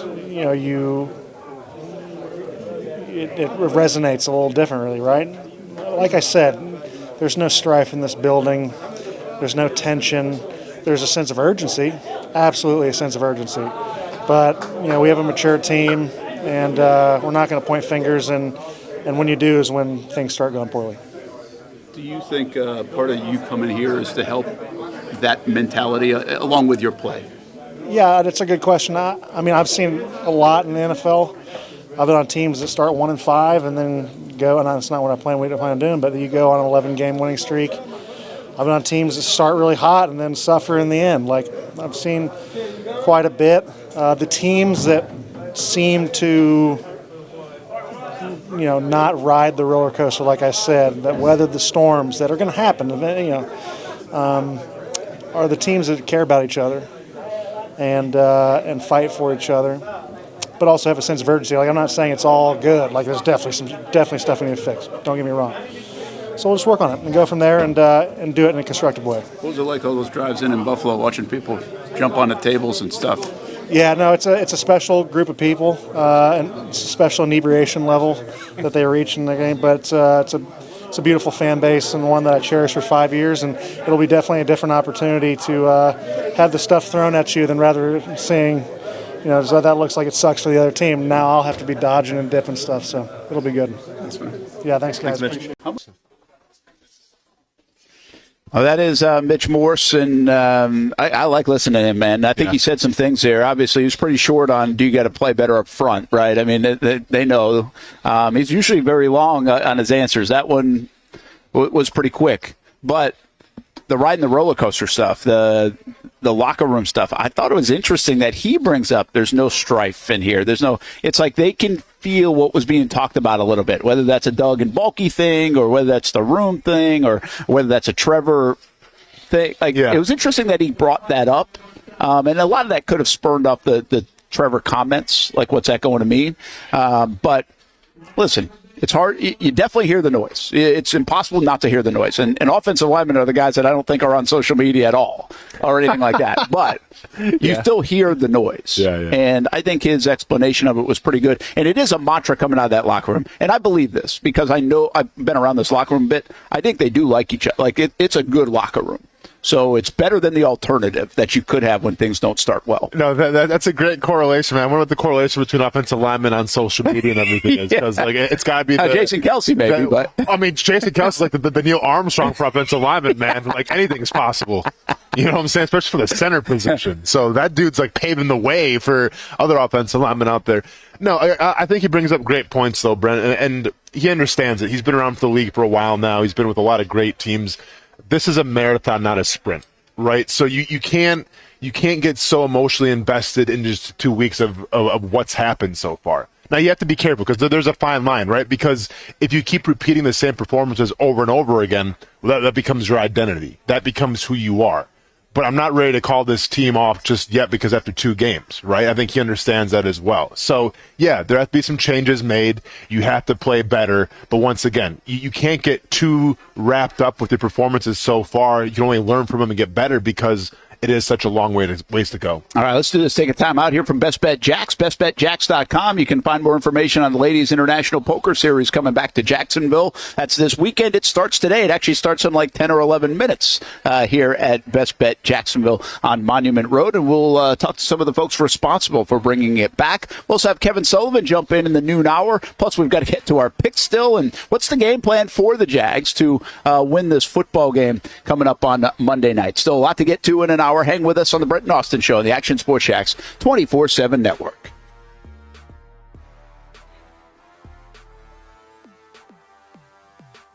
Nobody but Nimnicht. Our family has purchased 6 vehicles from Nimnicht Buick GMC. The #1 Buick GMC dealer in Jacksonville has lots of inventory to choose from with their best price guarantee. Who gives you top dollar for your trade? Nobody but Nimnicht. Save up to $10,000 off select new GMC Sierras or get rates as low as 1.9%. You know, I'm a truck guy. GMC Sierra, my trim level is an SLT. This one's an Elevation. Pretty good looking color as well. So here at Nimnicht Buick GMC, you have a lot to pick from.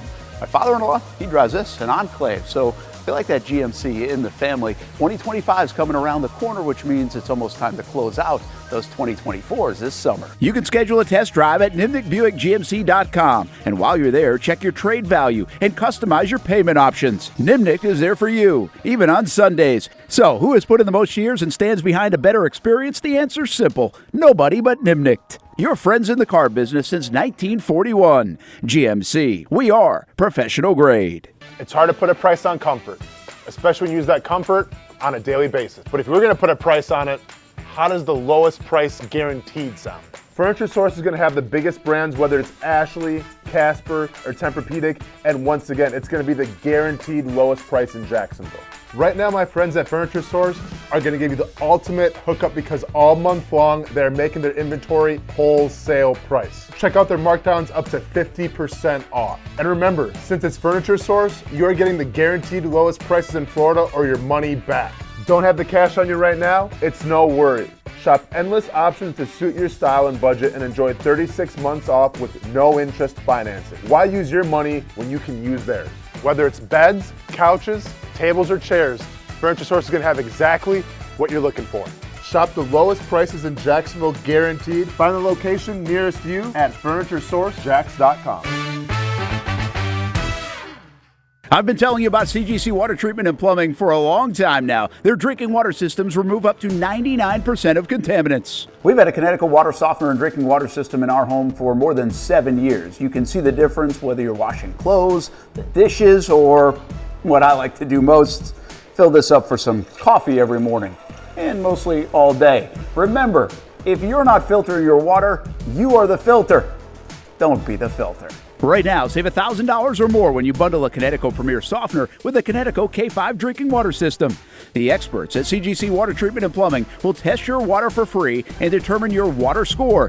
Don't know your water score? CGC will find out and recommend the appropriate Connecticut water treatment solutions so you can improve it. Call 904-552-1242 or visit cgcwater.com. Financing options available with approved credit. CGC Water Treatment and Plumbing, an authorized independent Connecticut dealer. Florida license number CFC 1432579. The friendliest golf course in town, the Golf Club at Southampton. Local golfers have no shortage of options when it comes to picking a course to play here in Northeast Florida year-round. Yet time and time again, I find myself here at the Golf Club at Southampton. Easy to get to off 210 in St. Johns County. It's family-owned and operated and renowned for being one of the area's most player-friendly. That's just one of the reasons we hold the Action Sports Jacks Dream 18 charity golf tournament here each fall. The Mark McCumber design layout is great for all skill levels of golfers, from the guys who bomb it a mile on the range to golfers like me who are just happy to put it in the fairway, which Southampton has very accommodating fairways. And if you need new clubs, come down to the pro shop. They'll fit you up and get you a nice new set like they did for me. For more information on membership or to book a tee time and see for yourself, head over to golfsouthampton.com or call the clubhouse at 904-287-7529. The Golf Club at Southampton. It's the official home of the Action Sports Jax Dream 18. Make it your home for golf too. New to town or always been in town, everyone is always looking for a good pizza place. Our place is Donato's Pizza. We love it and still do love it. When I tell my family I'm coming to Donato's, they say, wait a minute, you got to order some for us. So this is not all for me. Let me tell you what the Martineaus get when we put an order in. Well, pepperoni pizza, we usually get more than one of these. And then there's the works, a little bit of everything. And then this is the pizza that can be polarizing for some out there. I don't know why. Hawaiian pizza, some love it, some don't. At Donato's, you're going to love it, especially with that cinnamon sprinkled on top. Try the pizza my family likes or try your favorite. Right now, you can use the code BRENT20 and get 20% off your order. Every viewer and listener is important to us, and at Donato's Pizza, every piece is important. From fresh ingredients to the dedicated team members and you, the valued customer. Donato's Pizza, where every piece comes together for a winning combination. Jax Beach and Mandarin locations. Donato's Pizza, every piece is important.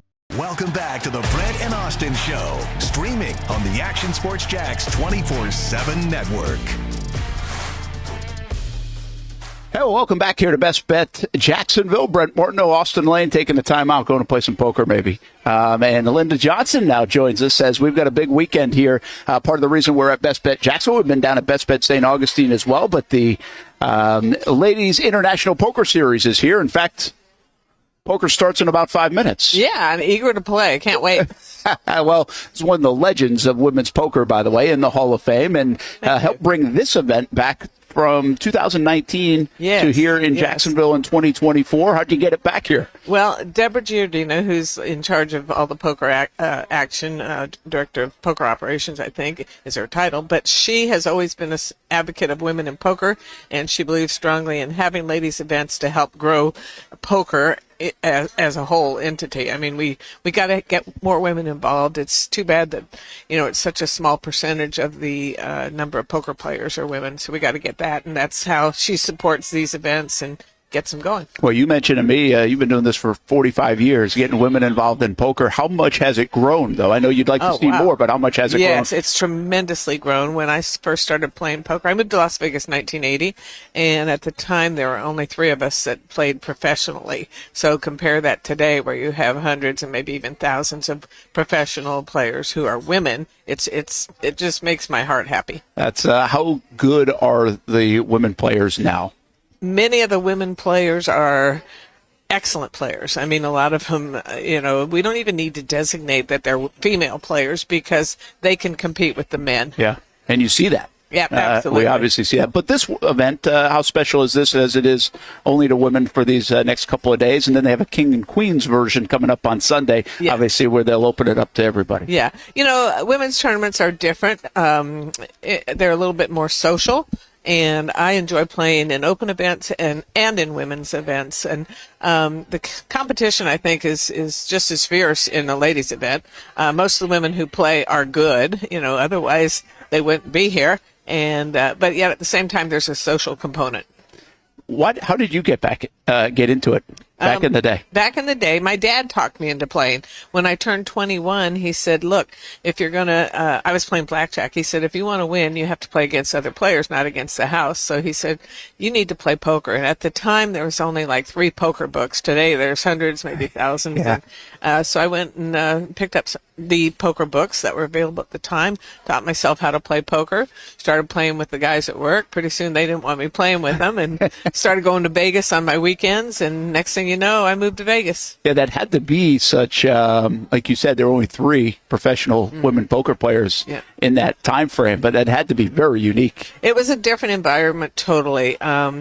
I would not have wanted my mother to walk into a poker room in the 80s and 90s because there was a lot of abuse, unlike today. Today, women and men are going to be treated with respect in poker rooms. If not, there are ways to handle it, and that's different. In the old days, it was the Wild West. Yeah, and now you see these obviously beautiful facilities we have here in Jacksonville. Not sure if you've been to the new one down there in St. Augustine. Yeah, and they're non-smoking. It used to be really rough breathing in all that smoke, and some of them would use it as a a weapon against you, blow it, right at you. And I mean, it was a different environment totally. Yeah, and this is, like you said, a more social, comfortable, yes. But still competitive environment, right? I mean, yes. people want to win just as much as they want to win. Absolutely. I know I do. I want to win every time I sit down to play. I always have 3 goals. One is to make money, one is to have a good time, and one is to make sure my opponents have a good time. It's interesting to think, as we wrap up with Linda Johnson here, who's helping bring the Ladies International Poker Series to Best Bet Jacksonville, and you said that you'd like to even see more women. What's going to be that next, I guess, barrier to break down, or to allow more women, or the amount of women that you'd like to see playing? I think the more women that we see on TV, the better it's going to be. I think getting a woman to the final table of the main event, we haven't had one there since the new influx of players. But if women see other women playing and they see that it's fun, they see that it's safe, I think that's going to bring women to the game. And one thing about it, you're seeing a lot of you got to get the younger folks involved, right? I mean, so is that a demographic that we're seeing? It is. Before the World Poker Tour on TV, before Internet Poker, before they started really televising the World Series events, there just weren't that many women. But all of a sudden, women became aware of poker because it's on Travel Channel every Wednesday night. Yeah. It's, all of a sudden my lady, male woman, I guess you'd call them, instead of mailman, she's asking me, about moving all in, and, my hairstylist, what's that all in game? And, people became aware. Yeah. So. Got to educate people. Yes, that's all it is and one other thing about it, in today's social media world, which obviously has enhanced so much in the last decade, yes, from influencers, I mean, that could encourage a lot of folks most definitely to sit down at the table and play. Absolutely. And be a character and a personality. They can see how much fun it is. And how much fun it is, and how much opportunity there might be as well. Linda Johnson, thanks for hanging out with us for a couple minutes. Thank you. And thanks for being here in Jacksonville and bringing it back. I'm happy to be back in Jacksonville. Thank you. Awesome. That is Linda Johnson, along with Jan Fisher, by the way, who have brought this Ladies International Poker Series back to Best Bet Jacksonville. You can just hand off to Austin here. That would be great. And appreciate it, Linda. Thank you. And again, just so you know, everything started today at, noon. So just like a minute ago, we're just getting rolling here at Best Bet Jacksonville. No Limit Hold'em Lips Mug, which will be live streamed tonight at 6 o'clock on the Best Bet live stream channels. And then $300 No Limit Hold'em coming up at 1 o'clock. And then again, that's tomorrow. And then noon tomorrow is the final table, which will be live streamed. And then King and Queen, September 22nd at 2 p.m. I think we're going to welcome Jan Fisher in as well. You okay? Get you settled in. And, here you go. We're going to have you put this on, if you don't mind, as we're live. So don't say anything you shouldn't say. We're live on the stream. You can say whatever you want to say. I do, because I happen to have a kind of a potty mouth sometimes. I certainly have a sarcastic mouth. Well, that's good. Another Hall of Famer. This is pretty cool to have some Hall of Famers. Poker Hall of Fame. Back in 2009, right? That was a long time ago. I was a child. Welcome back to Jacksonville. As we were just talking to Linda, and first time back here in 5 years with this event, right? Yeah. Yeah. COVID got in the way. And, of course, yeah. And then catching up on our own business got in the way, and everybody had to work real hard after COVID. Just a little background, though. You and Linda really spearheaded this. Right, this Ladies International Series and helped grow this. Right? Yeah, Lupe has been the poster child, and we've been her support, and we certainly go out and host her events. And Linda, in particular, is a big draw. People want to play with Linda. She's like the Pied Piper of ladies poker for sure. And all the new women who are getting in the game, it's outstanding. Yeah, and that's what we were just talking about with Linda. I mean, obviously it's growing. Mm-hmm. You'd like to see it grow even more. Absolutely. But come a long way over the last few decades. I got into poker in the 70s. Not that I'm that old, but I adult poker in the 70s, and the behavior and the disrespect, primarily by men and quite often aimed towards the women. Even though there seldom be more than one or two women in the card room. That's how Linda and I got to know each other, because we'd very often be the only two women in the card room. Yeah. But yeah, the game is growing, and the behavior has improved dramatically with the penalties and the fact that people realize that throwing out the bad egg does not cost you business; it grows your business. Yeah, and just in general, I would think we do our show sometimes here from Best Bet Jacksonville, but also down in St. Augustine, their newest room here in the Jacksonville area. And I think people's perception of like a poker room is so different than maybe it was when you were playing so much, or even 10, 15, 20 years ago. It's a dark, smoky, guys spitting kind of room, and it did used to be that way, but not in a long time, and it just gets better every year. How much of a challenge has that perception been just from getting women involved in the game, and how much when they come into a place they're like, oh yeah, this isn't anything like I thought, right? If you can get them in one time, you can keep them. That's the thing. And that's why when I see card rooms not being smart about their new guests, their new customers, if people come in the first time, primarily women, and have a bad experience, they're not going to say anything. They're just going to leave and go home and never come back. You aren't going to know what happened. So you need to really show them a good time the first time. And if your card room is like that all the time, then, I want my second visit to be nice to, and my third visit, and my 100th visit. And I know Best Bet Jacksonville and the other properties have done that. It's wonderfully welcoming here. Yeah, they certainly have. They've welcomed us and so many more, and they're going to welcome everybody all weekend. How competitive will this be this weekend, this event? Women are hardcore. They play hard. Oh, yeah. I mean, there are some very skilled players there. There's some players who have a lot of resume as far as final tables and tournament wins and so forth. They're very successful here. One last one for you, and then we'll let you run because I know the tournament's getting going here as we are here for kind of the kickoff of it. I might last longer if I miss a few hands. You never know. How competitive is that will to win versus just the social and being in the game as well, like the action, I guess. Everybody likes the action part. Sure. But then it turns into eventually, hey, I want to win this thing. Sure. Women are definitely more social. Women's tournaments are much more chatty than open events, much more chatty. But women are very serious. Like, I might be having a conversation with my neighbor and not paying attention to the action, but boom, I'm involved in hand, and this person gets shut up right away. Crosstalk sometimes can be a problem at a table because women are more social, but they're also very respectful. And when they realize they're talking across somebody and you ask them nicely, it's all about being polite and asking nicely. And, golden rule, treat people how you'd like to be treated. But it is competitive. And you can, like I say, there's some very talented and skilled players in this field. And I wouldn't be surprised if quite a few of them do make the final table. Well, I got a couple of Hall of Famers here as well here in Jacksonville. Jen Fisher, thanks for taking a few minutes. Appreciate it. Thank you. It's nice meeting you. Nice talking to your people. You bet. Nice to have you on and learn a little bit more about the women's game here. Ladies International Poker Series here at Best Bet Jacksonville starts today. Just started moments ago. Always cool to be here for a kickoff of a tournament. And again, live streaming on the Best Bet channels later tonight at 6 o'clock, and then again tomorrow. Sunday at noon will be that live stream, just to make sure I got that right. And also the No Limit Hold'em King and Queens tournament, which will then welcome the men along with the women, will take place here on Sunday at Best Bet Jacksonville. A couple of Hall of Famers right there, Austen Lane. Yep, hang on. Let me do my Chris Collinsworth slide in. How you doing there, partner? Very good. Good to see you. Slide in. Good to see you. They were fun. Linda and Jan, a couple of Hall of Famers in the poker world, and help grow the game as well. So we've got that cooking here on a Friday at Best Bet Jacksonville. Brent Martineau, Austen Lane, Jason Hamby back there. Hey, what do you say we do some of our picks, Hamby? You want to get this thing rolling? And speaking of like a best bet, what do we have in the 6 games of this week? I can take you through them.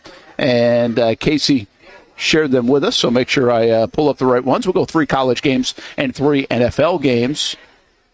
And the games are this. Florida, 6-point favorite at Mississippi State. Yep. Now, if we want to go back and live back last week, oh, boy.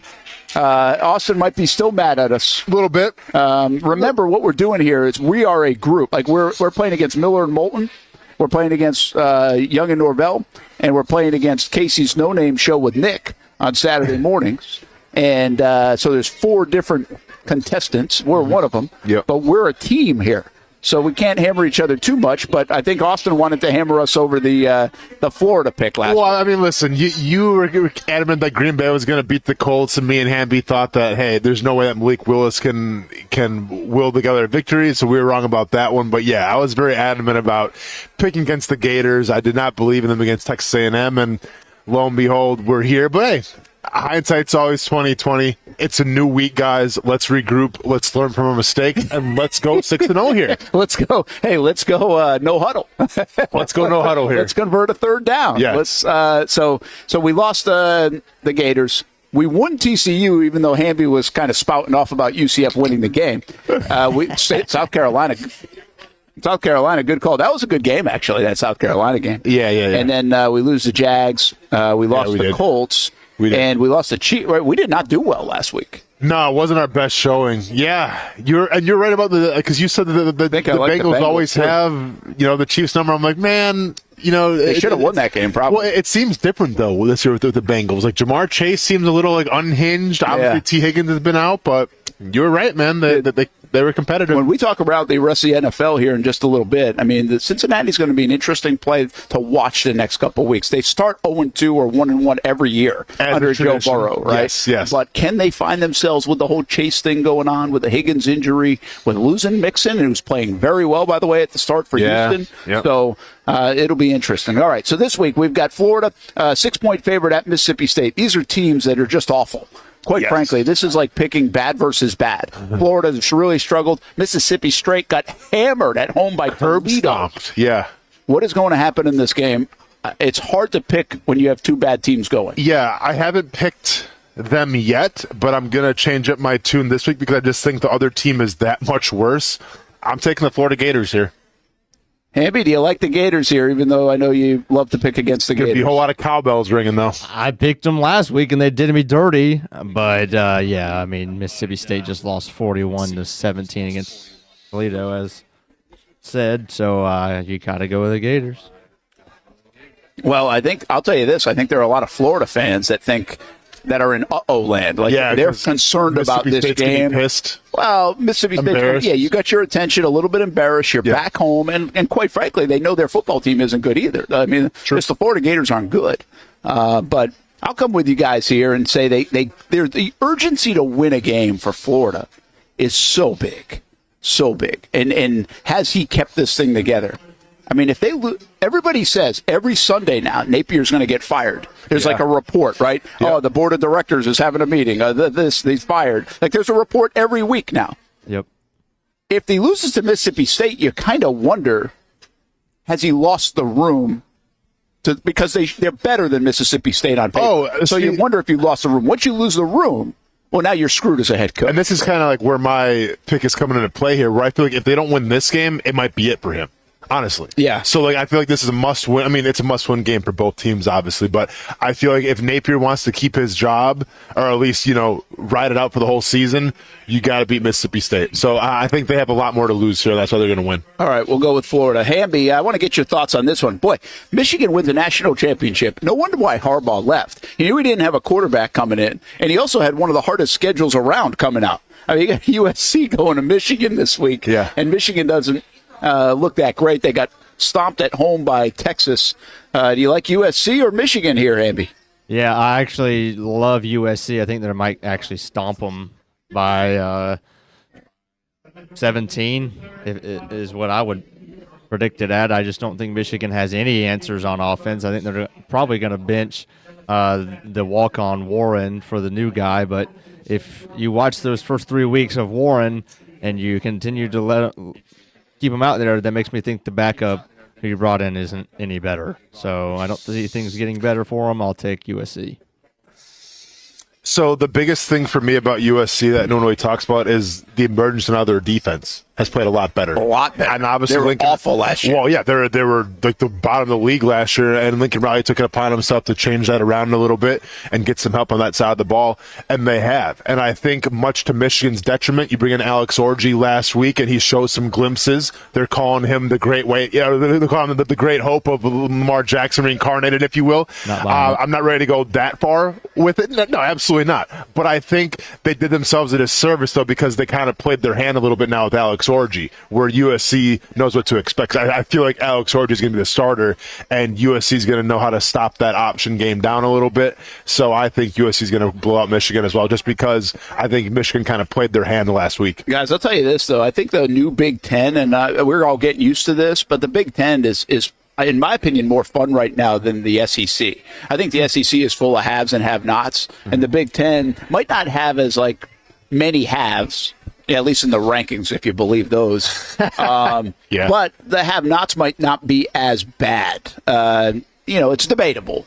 But, I mean, even Indiana's playing good football at the jump of this year. Mm-hmm. So I think you get games like this. The problem is they're not that top-heavy because Michigan's not as good as they used to be. It comes down to Oregon, Ohio State right now, who have a chance to carry the flag, it looks like, in the Big Ten, maybe compete for a national championship, and somebody else might sneak in, like a Penn State, and have a late run. Who knows? But the other teams are kind of mid, if you will, on that.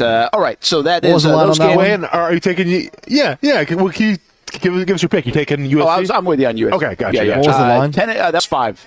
That was 5. Gotcha. USC by 5. Tennessee, by the way, favored by 6.5. I think this is a perfect opportunity to take Oklahoma. Is my first thought. Getting 6.5 points. Yep. It's at Oklahoma. Josh Heupel goes back. Listen, I think Tennessee's cooking. I think Tennessee's pretty good. It's going to be fun to watch how good they actually are.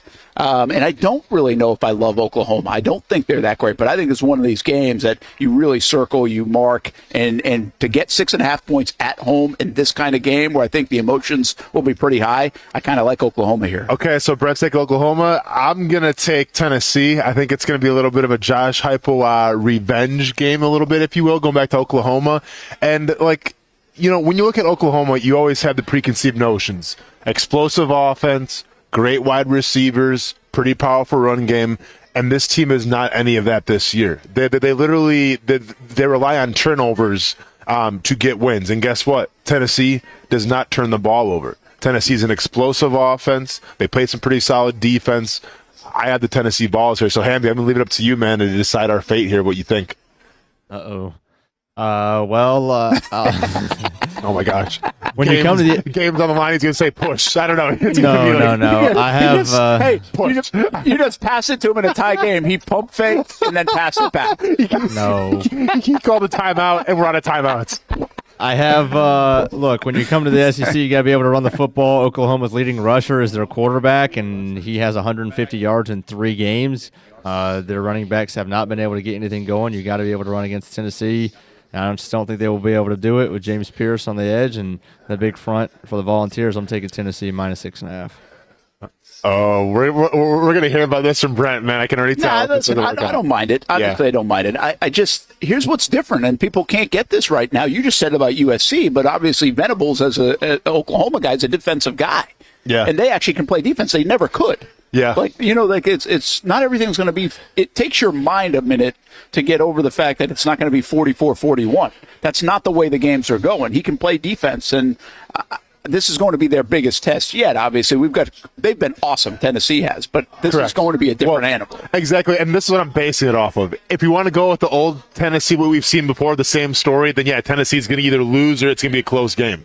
I think this is the Tennessee team that we've been told they're going to be for the past decade now, and I truly believe they've reached a new echelon. Now we'll tell, but that's where my pick is coming from. Where I'm like, all right, this kind of seems different this year. Hey, we know it just means more in the SEC, but Hamby, I want to ask you this question, right? Thanks. How much do you think the old guard of the Tennessee? Does it matter to SEC fans? Does it matter to college football fans in the Southeast that the old guard, the Georgias, the Tennessees, maybe the Floridas, the Alabamas, right, the LSUs, kind of hold serve and take care of Oklahoma and maybe the Texases, like the newcomers? And I get it. Texas might be the best team in the country. They may be your best shot to win the national championship, so you embrace that because there's no conference in the world that exists that embraces every team in their conference like the SEC. But talking to you, Vanderbilt. But you know what I'm saying? If I'm a fan, and again, I don't get the whole SEC all the time waving the flag, but if I'm a fan, I kind of don't want the Oklahomas and Texas to come into my league right away and win and dominate against especially some of my better teams. You know what I'm saying? Do you feel a certain way about that, Hamby? 100%, because, look, when Missouri joined the SEC back in 2012, and it took them a couple years, but then they won the SEC East over teams like they beat Georgia. 2 years in a row. Yeah. It made it even worse because they weren't a traditional blue blood. They weren't, it's an exclusive group. And this is magnified because Texas and Oklahoma, or especially Texas, has 10 times the annoying fan base that Missouri had. Missouri's fans are cordial. Texas, we've been hearing we're back from Sam Ehlinger and from many quarterbacks before him for the last 20 years, and we haven't had anything of it, and we've enjoyed beating him in bowl games and whatever for the last however long. So there definitely is a little safeguarding of tradition and of the original teams, and I think that the normal SEC fan is actually going to root for Tennessee this weekend. Yeah, so I guess let me just ask you, do you like the fact that Texas might be the best team in the country at this time? Like the timing of it all, right? Like maybe in 3 or 4 years would have been one thing, but Texas has not been good until like last year. Like they've not been good, and they're coming into the SEC. Now listen, I know Greg Sankey loves it. Why not, right? Like we're getting your best squad from the Big 12, and the timing's perfect. But I'm not sure the rest of the fan base does, although you're a unique fan base in the SEC. Like I said, like the AL East, I don't root for the Yankees to go win the World Series just because they're in the AL East. For some goofy reason, the SEC folks root for every team that's in the SEC to win, even if theirs isn't in it. Well, you know why it is. I mean, it's not. Let's not play like everybody knows why it is, because it's, there's Southern tradition or whatever, and we've always been that conference, and it's been conference versus conference a lot more in football than it is in in baseball. But there's a million reasons why you root for other SEC teams, because it actually helps you. None of it makes sense. Okay. Anyways. Does it? No, because listen, man, like when Ohio State was doing their thing, you didn't see like Michigan or Wisconsin. Oh, yeah, it's the Big Ten. Like, nah, man, forget Ohio State. Like, that's your enemy. That's your opponent. You don't cheer for them. But it is what it is. That's for a different day. But the bottom line is, on the Texas front, are you ready to wave the Texas flag is what I'm asking. Hook 'em. No, I'm not ready. No hooking them. Nope. Not year one, especially just because you got to give it time, and for them to come right away and they're already ranked number 1, I think is kind of itching people the wrong way. Oh, just wait till Texas goes to the national championship, man. And it just means a little more. Well, it probably will. Like that's what I'm saying. No, it will. Like it could be Texas, Georgia. It took the SEC to get Texas in the. That's what it's going to. It could be Texas, Georgia. So the SEC. Yeah. I'm telling you, SEC fans will love that, and I think they'll love that. But if it's like Texas and Ohio State, I'm not sure everybody's embracing Texas for the national championship yet in the South. That's what I'm getting at here. And it seems a little early. And so that's why I would say most fans, even if you don't like Tennessee, and I know like Florida fans really don't like Tennessee, and I mean there's a bunch of rivals with Tennessee, but I would think a lot of people are rooting for Tennessee to beat Oklahoma. And they want Tennessee to be good and Georgia to be good. Those stable franchises of the SEC rather than the newcomer is really the point, which makes some sense to me. All right, let's move on to the. So we're going with. What do we go with? Tennessee. Yes. Tennessee. Yes. Sorry. I got a little off topic. Yeah. Nothing new there. Texans and Vikings. Fascinating game. Now, Vikings are 2-0 and feeling good about themselves. They are. The Texans are 2-0. I wouldn't say they've played great football. They played Indianapolis. I played Chicago. Like, it's a very loose, light schedule to start. And their offense hasn't necessarily clicked. Although that Chicago Bears defense has been very good. Yeah. Really since the latter part of last year. Yep. Listen, we know what Houston is. I'm not telling you Houston's bad. Houston's good enough. Houston's a better team. Yeah. But the NFL going to NFL here, and Houston going to go up to Minnesota and win or lose. Yeah, I mean, this seems like a trap game, and it seems like Vegas knows something that we don't, but I'm going with my gut here once again. My gut is 1-2 of the year because I went with my gut with the Colts and Green Bay, and that backfired right in my face. I got to go the Texans here. I think they have the better offense. They obviously have the better quarterback, and guess what? They have the better defense as well. So, and by the way, they hang on to the football. So I'm taking the Texans just because I think they're the more sound team right now.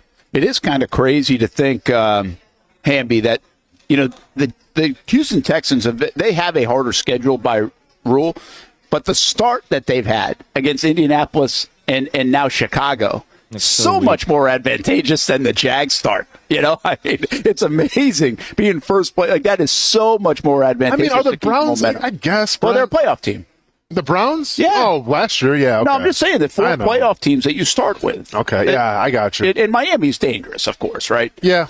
Listen, it's just weird. It's a weird juxtaposition to get into this that Houston can kind of keep that momentum, right, and roll it right over, even if they're not playing their best football, where the Jags, if you're not playing your best football, you ain't going to get the wins in these kind of games, So, whatever. I mean, it's the nature of complaining being 0-2. You're chasing Houston, the bottom line. What do you think, Cam? You agree with Austin, or you go Minnesota at home? This one's really hard for me to get a feel on because I really don't know what to make of Sam Darnold. So I think I'm going to take the Vikings for the sole reason of Brent. This one's going to be on you. I like it. Listen, I do think when you get to the Patriots, right, who started 1-1 and almost actually started 2-0, Minnesota's a team that overall people thought might be one of the top 3 worst teams in the National Football League. I think I had their under for my NFL picks this year. Well, I think that will straighten itself out. They've played very well to begin. I think that kind of corrects itself, and I think Houston still hasn't played its best football. I think we're looking at a real chance that the Houston Texans are 3-0 and the Jags are 0-3 going to that huge game, which I don't even know if it's huge anymore if they've got a 3-game lead 3 weeks into the season for any of them. But I think I'm going to take Houston here, at the very least, because we win either way.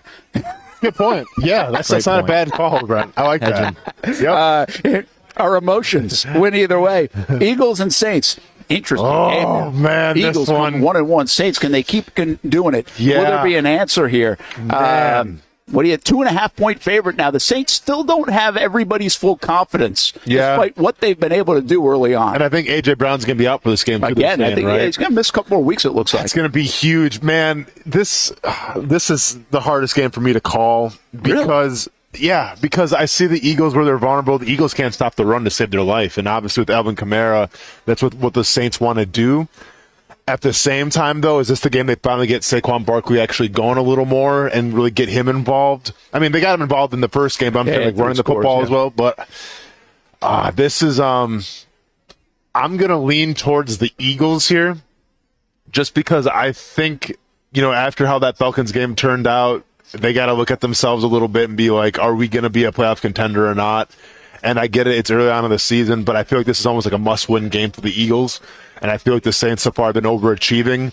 Maybe they come back down to reality a little bit. Go ahead and give me the Eagles. Hey, but you probably know this from poker, or if you're in a casino or whatever, you got to play the trends. Same thing goes with sports. And I think this is a dangerous trend where Austin's going here. The bottom line is the Eagles have found ways to lose 9 out of the last 11 games. There's an interesting feeling, I think, an underbelly of a feeling in Philly. And the trend right now is nobody's figured out the Saints. I'm going to buy the Saints here at home, just giving up a field goal. And I'm not going to say, hey, this is the week that Philly figures it out. Right now, they don't know how to win football games, even though they should be winning more football games than they have. Yeah, and if you're going to pick against a trend, it's best to do that when that team is on the road. The Saints have had unbelievable games just on the road. Now they're at home. And it gives me a lot more reason to believe that would only continue. Now, that doesn't mean I believe they're going to score 41 points. But, I was low on the Eagles coming into this year. And for that take to be accurate, they have to lose football games like this.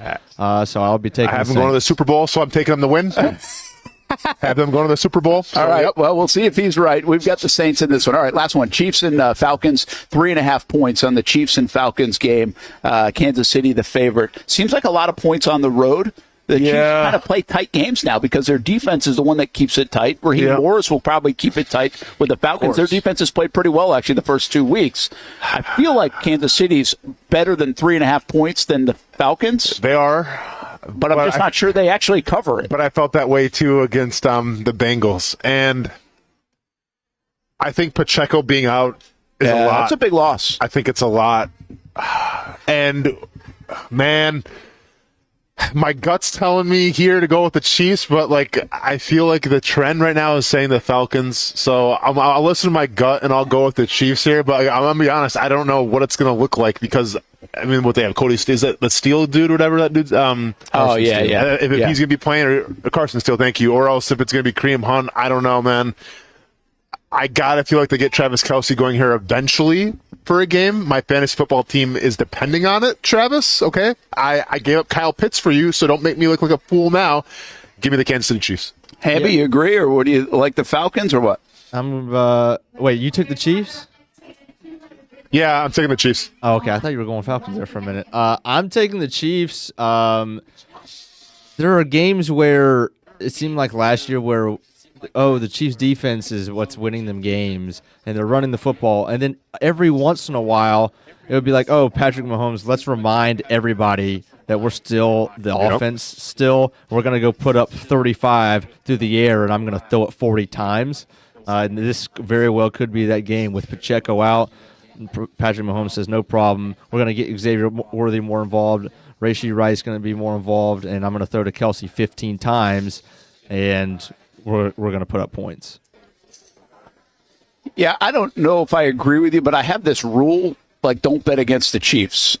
Within reason, right? I mean, again, I could buy the Cincinnati 5 called points. It last week, yeah. 5.5 points, but 3.5 points isn't enough for me to sway. I think the Chiefs, man, you feel good when you have the Chiefs in your back pocket. And they know how to win. They'll win this game probably, and it might be late, and they'll score a touchdown that puts it over the 3.5. So I don't trust Atlanta yet. I just don't trust Atlanta just yet. So let's take a break. We'll pick, by the way, the Chiefs there. We finish up our picks. Kevin Sullivan's going to join us. We got a father-son story. We got best players around the NBA. We have a code red. And NFL based on Ohtani's performance. Man, we got a lot to get to still here on a Friday as we take you until 1 o'clock here on the Brent Austen Show on the Action Sports Jax 24/7 network. It's a new logo, new branding. With Bold City Heating and Air, it's an old school approach. One of the few locally owned and operated air conditioning businesses left in Jacksonville. It's hot, Florida in the summer. You can't do much to avoid it, but you can keep cool with Bold City Heating and Air. It's every customer counts kind of service, from when these trucks have pulled up to my home over the last couple of years and when they pull into your driveway as well. From communication to pricing to the actual service, everyone at Bold City Heating and Air cares about you. You know who's coming to your house. You know they will be well trained, and they will respect your home. Air conditioning convenience at boldcityac.com. Stay cool while it gets hot. Bold City Heating and Air can help. Don't get caught sweating all summer. boldcityac.com, and they have financing to help. New systems starting at $110 a month and $50 off any repairs. Stay safe, stay comfortable with Bold City Heating and Air at boldcityac.com. Homegrown in your hometown. Building off a summer of terrific action at Southern Oaks Stadium, the Jacksonville Armada are looking forward to the future and the return of pro soccer in Northeast Florida. Season ticket reservations for MLS Next Pro are underway, and for just $100, you can lock in some great benefits when it comes to supporting the boys in blue. Those who make a reservation will have first selection options in the new Armada Stadium out east, near Jacksonville's downtown sporting complex, as well as access to supporter VIP events like stadium tours, open training sessions, and future meet and greets with players and coaches. You can make your season ticket reservations at jacksonvillearmada.com/ticket. And while you're there, read the very latest on the Armada men's and women's teams in action this summer. Show your commitment to the fleet with an MLS Next Pro season ticket reservation at jacksonvillearmada.com/ticket. In Northeast Florida, we love hanging out on the back patio, maybe grilling out lunch or dinner with the family, enjoying the good weather, or maybe enjoying the big game on the TV. Or maybe your favorite team in town, the Action Sports Jax team. This is great, except for when it's really hot or the bugs start coming out. But what if you didn't have to worry about that? Titan Outdoor Solutions will make your outdoor area a comfortable spot any time of the day, any time of the year. This makes too much sense. Titan Outdoor Solutions can give your home an upgrade. Customized pergolas, awnings, controlled shade, even retractable screens. The solution to beating the heat and the bugs and getting more use out of your home is Titan Outdoor Solutions. And this can even help prevent storm damage at your home.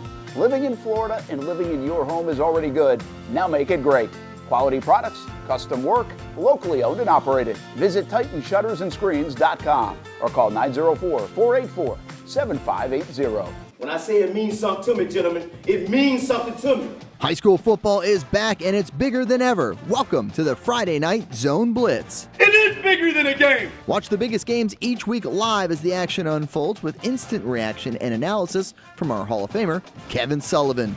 It starts with live look-ins at the top matchups, including our Jaguars Prep Whataburger Game of the Week, and that is just the beginning of 4 straight hours of coverage. From 8 to 10:30, the Friday Night Zone Blitz is streaming on our Action News Jax app and online. At 10:30, the Friday Night Blitz you know and love. A half hour of highlights from around the area.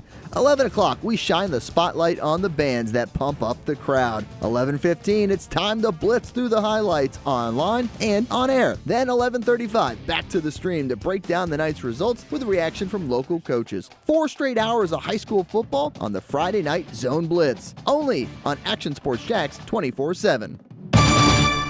It's the place we party in football season with Jaguars All Access. Welcome to Spring Sports Brewery, everybody. Say hello to our guest tonight. That is Trevor Lawrence. You can bring your party or event to Spring Sports Brewery in Springfield any day and any time. Rehearsal dinners, corporate events, birthdays. Here at Springs, you can enjoy the inside area and the outside area. Good for any weather, good for any occasion. Watch the games, play the games, shoot some hoops. Beer? Yeah, they have that. Plenty of choices. And sure, this is a brewery, but Strings is also a restaurant, and the food is fantastic. A full menu made from scratch meals. And if you need String Sports Brewery to help with a party at your place, they cater too.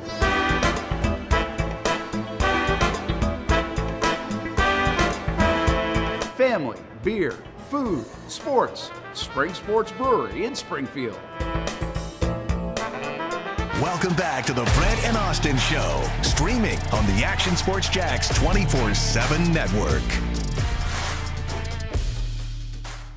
Hey, we got some high school football tonight. Love Fridays here in the fall, and we've got some good weather now, too. I don't have to dodge the rain. Well, you can hang out with us all night. We'll have a handful of games that we're peeking in on. We'll have other games that we'll have highlights of, and it starts at 8 o'clock. This isn't just check out the Blitz at 10:30 on Fox 30, which actually now that moves a little bit because of college football. That won't play until about midnight. But you can actually see the Blitz live at 10:30 on our Action Sports Jax 24/7 network. The one you'll see on TV will be recorded. So 8 to midnight, look at all the games. If you got a chance to see it last week, we had record viewership. Now we're only 3 weeks in, so record viewership is kind of easy. But it was really like doubled viewership. So nice. People are finding it, and I think you'll like to see what we're doing on a Friday night if you like high school football in the area. Brent Martineau with Austen Lane, Jason Hamby, and now we welcome in our coach, Kevin Sullivan. You get to see Sully a lot on that Friday show. Last time he'll be at home for a little bit because he's about to hit the road. But Sully, we've got another fun night. And, man, I tell you what, did not know that Nice St. Augustine game was going to be as big or as good as it looks tonight. Yeah, it's probably been a while since they've both been undefeated playing, and that one probably been circled on the calendar for Nice, maybe more than St. Augustine, but I guess it's probably got St. Augustine's attention with them playing as well as they playing early in the season. Why is Nice so good? The thing that got me, listen, we know their offense. We've talked about their offense, but then they beat Fletcher 39-0. That one really impressed me, what they were able to do there, because Fletcher can play physical. They can grind it out a little bit with you, and they must have matched that too. Yeah, they've been playing really good on defense. Coach Garth came back. He had gone to college for the last 2 years. And then he came back and has taken over running the defense again. And it seems like he's done such a really nice job of injecting some of their senior leadership with some of their youth movement with their guys on defense. And really, I think they're right now maybe the surprise team of the early going on from what I can see right now. Well, before I put you in a Jags and a Florida State coaching mode, what else you have your eyes on tonight? We'll obviously have our eyes on all of it, but anything else catch your attention on this Friday night slate? Well, there's a couple other good ones. A sneaky good game, probably Oakleaf at Bowles. Bowles been playing everybody. It seems like the top 10 teams, they got 5 of them in the area the first 5 weeks or so. I think that's a good one. I think the interesting one in Nassau County is Yulee, who's 0-3 at West Nassau, who I believe is 4-1 right now. But again, you could throw records out the window there. big county rivalry. That should be a fun one up at West Nassau. And then Beachside Bishop Kenny will be a sneaky good one too, I think, tonight. Yeah, and especially Bishop Kenny coming off the emotional game of playing bowls, so we'll keep an eye on that. I want to get to our committed to the uncommitted, presented by Nimnick Buick GMC in just a little bit as well. But first, bring Austin into the fold here. I love coaches. See, here's the beauty about Coach and some of the other coaches I know in the area. You know, they know the high school football stuff so well, right? But they're huge fans of the other stuff. Like Coach will text me all the time about the Jags, or we'll talk about the Jags. Yeah. So I want you to put the coach hat on here in Jacksonville, Sully. I mean, what's Doug doing? What's he trying to figure out? Like, what he can't freak out, I get it, but he's got to do something to get these guys going, right? Yeah, without a doubt. I mean, there's no reason offensively with all the weapons that we have. And, we'd moved the ball pretty well last year and scored points. And then we added to that to get better. And it seems like, are we calling plays? Oh, we want to throw it to this guy instead of just letting the offense develop and come. Christian Kirk has not got involved in it all the first 2 weeks, which is interesting. I think the running back games have been really good. The run both with Tank Bisbee and ETN. But I don't understand why are we taking too long. I'd like to see more play action, get Trevor out of the pocket if we're having a time, letting them, pin their ears back on defense and come get us. Let's move the pocket a little bit, get him out, let him move around. He throws a lot better on the run sometimes than stationary. Coach, obviously whether it's an offensive coordinator or head coach who calls the plays, they have their identity of what they want to be, of what they want to do. And I get it that it's a marathon, not a sprint when we talk about the NFL season, but you're 2 weeks in right now, and whatever you're doing doesn't seem to be working.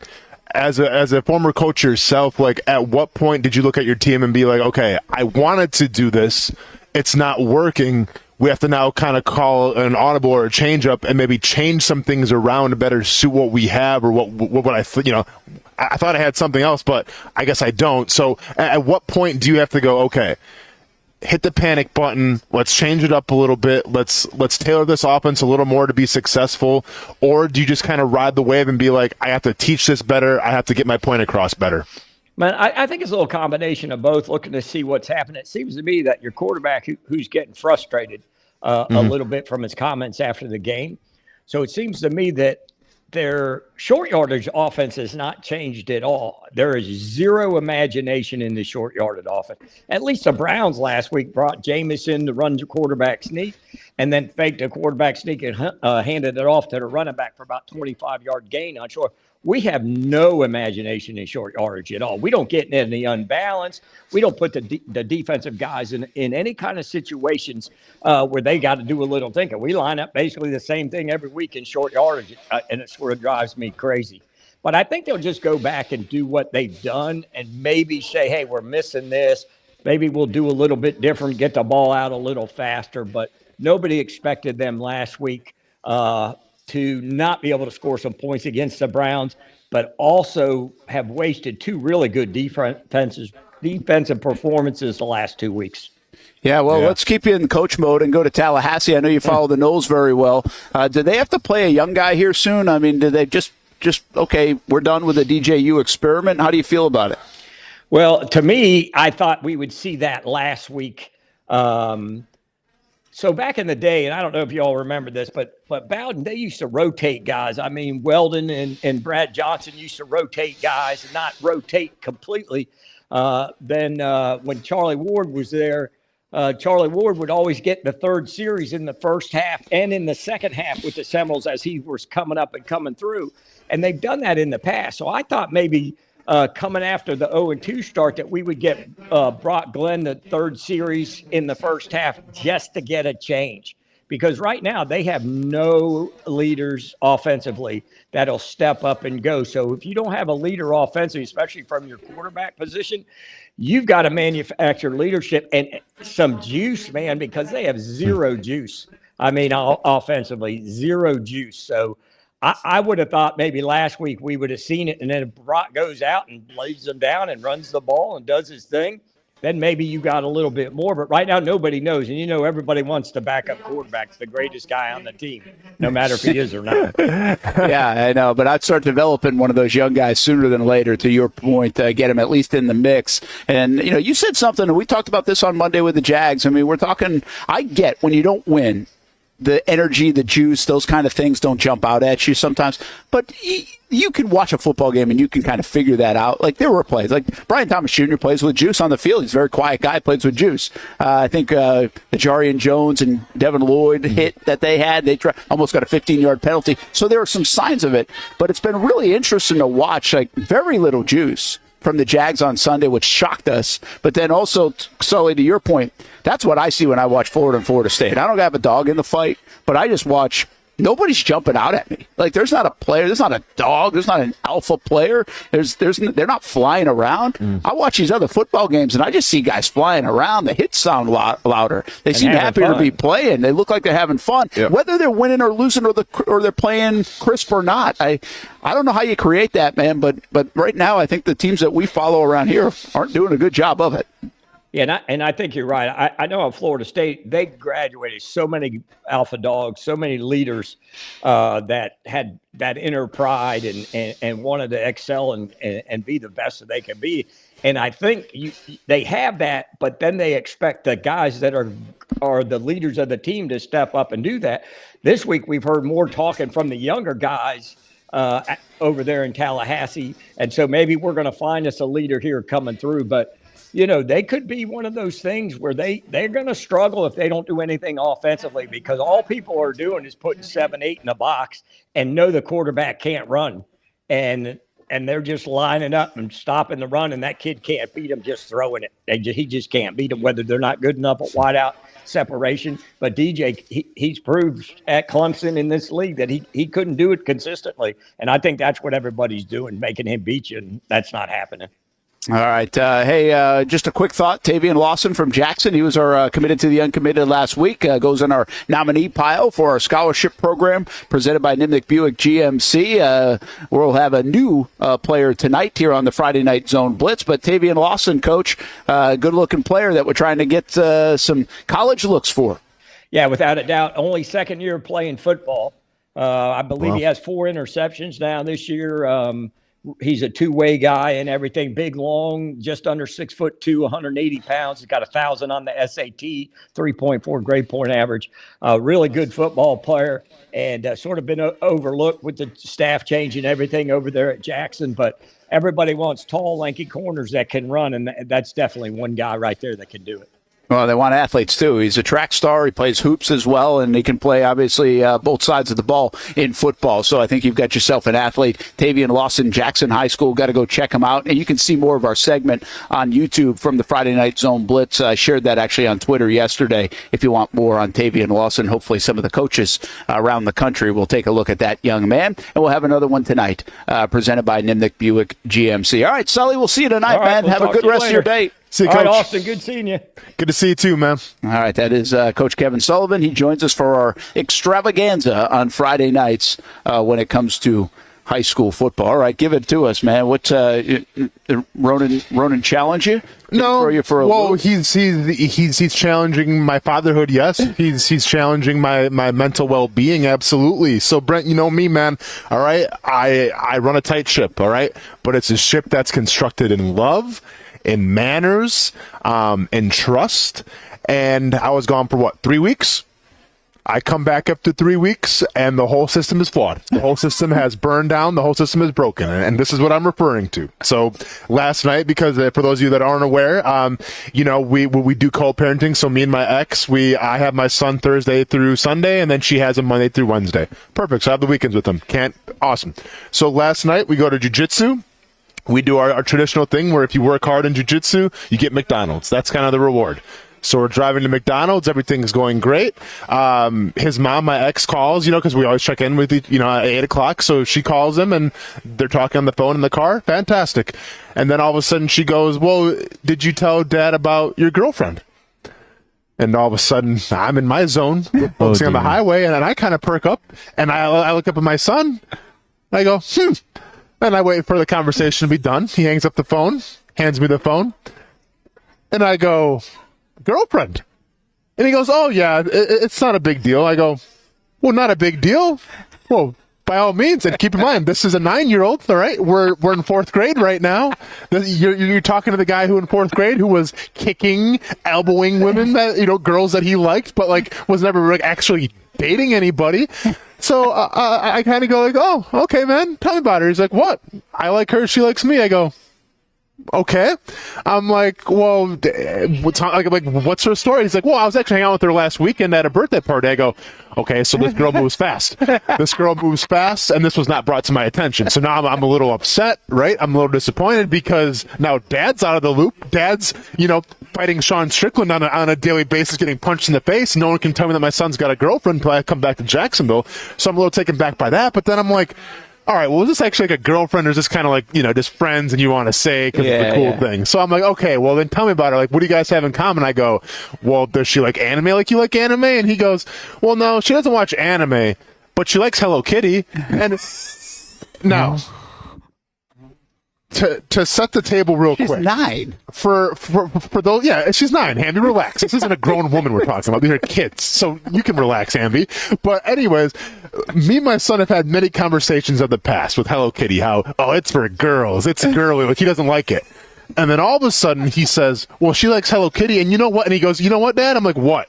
And because I'm getting kind of annoyed now. I'm like, what? And he goes, did you know in Hello Kitty there's actually a penguin? And I forgot the guy. I think it's like Spike or something. And he's a dude, and he's actually really cool. So I like Spike from Hello Kitty. And I go, he's in love. Dude, this was 3 weeks. And now, so this whole thing is going on. And now it's like, well, okay, I'm like, well, what happens now? Because meanwhile, I'm thinking like, I'm John Tapper from Bar Rescue. Shut it down. This is all I'm thinking. I'm thinking like, all right, well, give me this girl's phone number so I can call the parents and be like, hey, either you guys shut it down, or I'm going to shut it down. All right, because they're in 4th grade, and my son's talking about Hello Kitty now. He was never into Hello Kitty before he met your daughter. So we're going to shut this down before it becomes a bigger thing. But now I'm thinking, I'm at the complete disadvantage because I had it made, Brent. I had Thursday through Sunday with him. We're hanging out. We're watching wrestling on Fridays. We're watching football on Saturdays and Sundays. And I know it's going to happen now. If this thing's going to progress, Dad's going to be responsible for taking him to movies. Dad's going to be responsible for, setting up date nights on the weekend because you can't do it during the week during school nights. So now I'm in the position where it's like, dude, if she starts cutting into our bro hangout sports time and our wrestling time, then I'm really going to have an issue because, once again, you're 9, okay? Going to be plenty of time for that down the line. Like, when was your first girlfriend? I feel like around that time. Really? Okay, yeah. I was like a freshman in high school. Yeah, I mean, well, like I said, was it really a girlfriend? I don't know. But I actually vaguely remember in elementary school, like going to, I think, a movie. Okay. And like mom dropping off and stuff. I vaguely remember that. Yeah. So, well, first of all, no one's getting dropped off. Dad's going to be right behind you the whole time. Well, so no maybe that was it too. Okay. I don't remember all the details, but I do remember that kind of being the case. What I worry about is less about you having to go to the movies and take away some of that time. Now I'm really concerned that when College Game Day ends, you don't get the kickoff, but you get, hey, Dad, we got to watch a little Hello Kitty. No. I wish you could have saw my face. I wish you could have saw my face when he said that. I didn't even I stared at him. I'm like, and it wasn't even like what? I'm just like staring at him like, did I just hear that? Huh. Okay. Yeah. He's in love. There's a male penguin. I guess, man.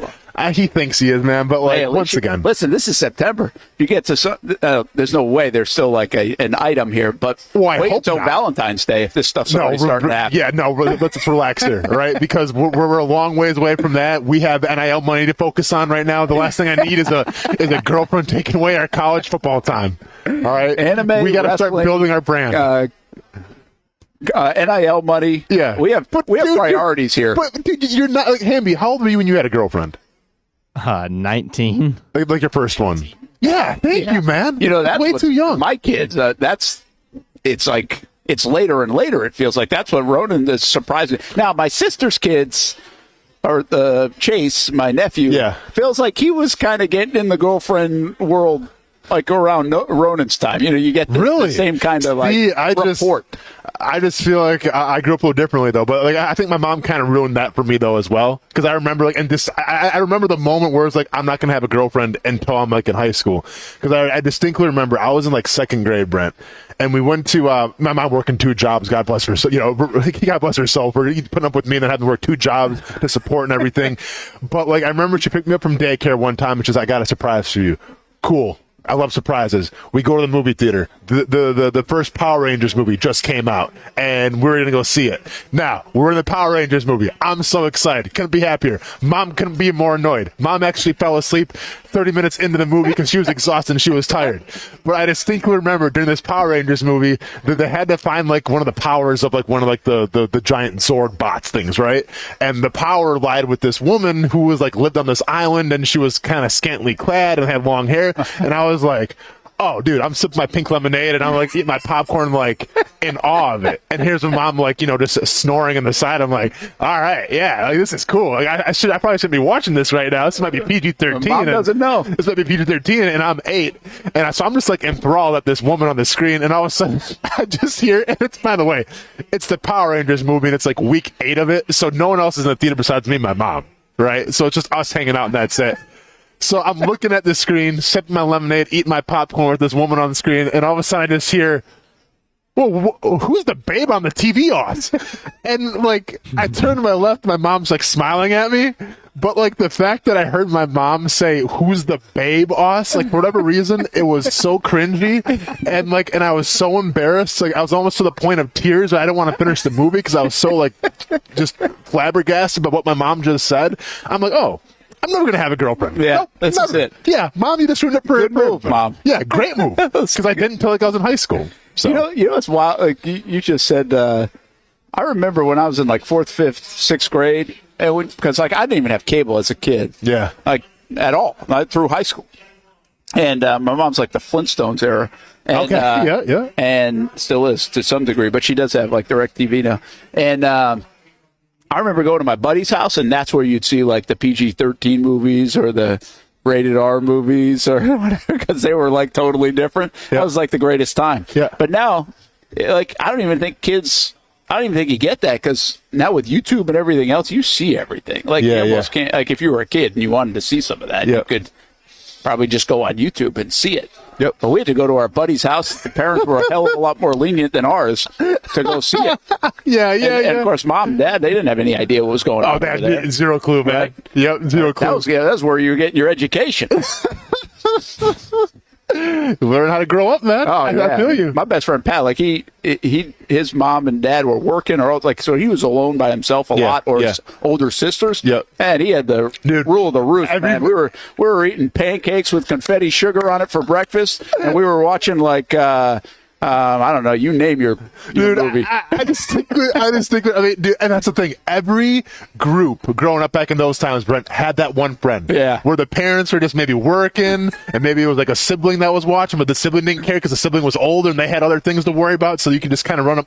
Dude, I had that exact same friend. And listen, our days consisted of, and now I'm not proud of this, and don't try this at home, kids, but we would get a box of Swiss rolls from Little Debbie. Eat a whole box of Swiss rolls so I would walk to my friend's house, no parents, no rules, get a box of Swiss rolls, get a pack of caffeinated gum from like the drugstore, which by the way, don't recommend it, and just go to town on the weekend night and watch all the movies, man. And that's what we used to do because, hey, who's going to say no? You grew up in a different era, didn't you, Hamby? Oh, no. I mean, I think I'm actually have a similar experience. We'd walk to the gas station, get a huge icy and Pop-Tarts, and because that wasn't allowed at home, and we'd play video games and watch movies all night. Well, there you go. Oh, man. I love it. I'm trying to think of like what movie. I swear it had like a pig in it. I'm trying to think. I'm trying to think of like the first time you saw like, oh, I don't think I should be seeing that. Oh, was it Porkies. Porkies. There you go. I got you, Brent. I got you. That's a staple of any adolescent teenager. Yeah. Oh, yeah, man. Of course he knows it. Oh, yeah. What are you talking about? Porkies? We're talking about 1, 2, 3? What are you talking about? Why can't I? Porky's Revenge? What are you talking about, Brent? I got you. Of them. What are you talking about? You talking about the second one or the first one? You just brought me back to the Porkies days. Of course, Hamby's never heard of that. No, Hamby has no idea. But I'll tell you what, and there's poker tournaments going on, and we're talking about Porkies right now. I love it. Good stuff. Hey, we're just trying to entertain here. We are, man. While you're trying to work. We're here for your Good luck. amusement. Yep. Hey, let's put a bow on this show with a little bit back to sports. And we started with Shohei Ohtani, but I want to get to your topic. You brought up about, is there an NBA guy is there an NFL guy that's Shohei Ohtani right now? Yeah. Like you could say the Joker just because he kind of has the resume in terms of MVPs and everything, but I don't think the Joker is like a nationally celebrated basketball. I mean, like, he's great and everything, but like, is he must-see TV? His game's a little more boring. I think Luka could beat. Luka's probably the closest. I don't think he's on that level of Ohtani, but I think he could be. Yeah. So I'm going to say Luka for basketball and football. Like, yeah, do you go Mahomes? But I guess Mahomes is a bit that. I mean, you could say Travis Kelce just because of like the off the field stuff, but but you have to have the on the field stuff as well. But here's the combo for that too. You got to be doing something statistically crazy, in my opinion. Correct. Like, you can be good. There's a lot of good, but there's a lot of good baseball players. He's doing something statistically nuts. You've never seen, right? Yeah. Mm-hmm. And so it's one transcendent part. You're the stardom. That's the Mahomes. Correct. But statistically, is he that much ahead of everybody else? I think that part's debatable. Josh Allen's doing that. I almost wonder if like Justin Jefferson's or the Jamar Chase fit the category a little bit better, because we're talking 2,000-yard receiving years with guys, or 50. Tyreek Hill. Like, Tyreek Hill might fit that even a little bit. But I don't know. I don't know if there's anybody in sports right now like Shohei Ohtani if you take the whole package. And we have a ton of stars. Mm-hmm. So this is getting even beyond that stardom and really good players, but pretty amazing what he's been able to do. All right, we got a fun weekend ahead, and we get to talk all about the Buffalo game on Monday. I'll see you from Buffalo. Sounds good, man. Let's hear from Buffalo. Brent, bring us home a win, please. Yeah, we'll do that. 10 o'clock on Monday morning, live from Buffalo. We'll have the Brent Austen Show. Action Sports Jacks 24/7 Network. Have a great weekend, everybody, and enjoy your Friday.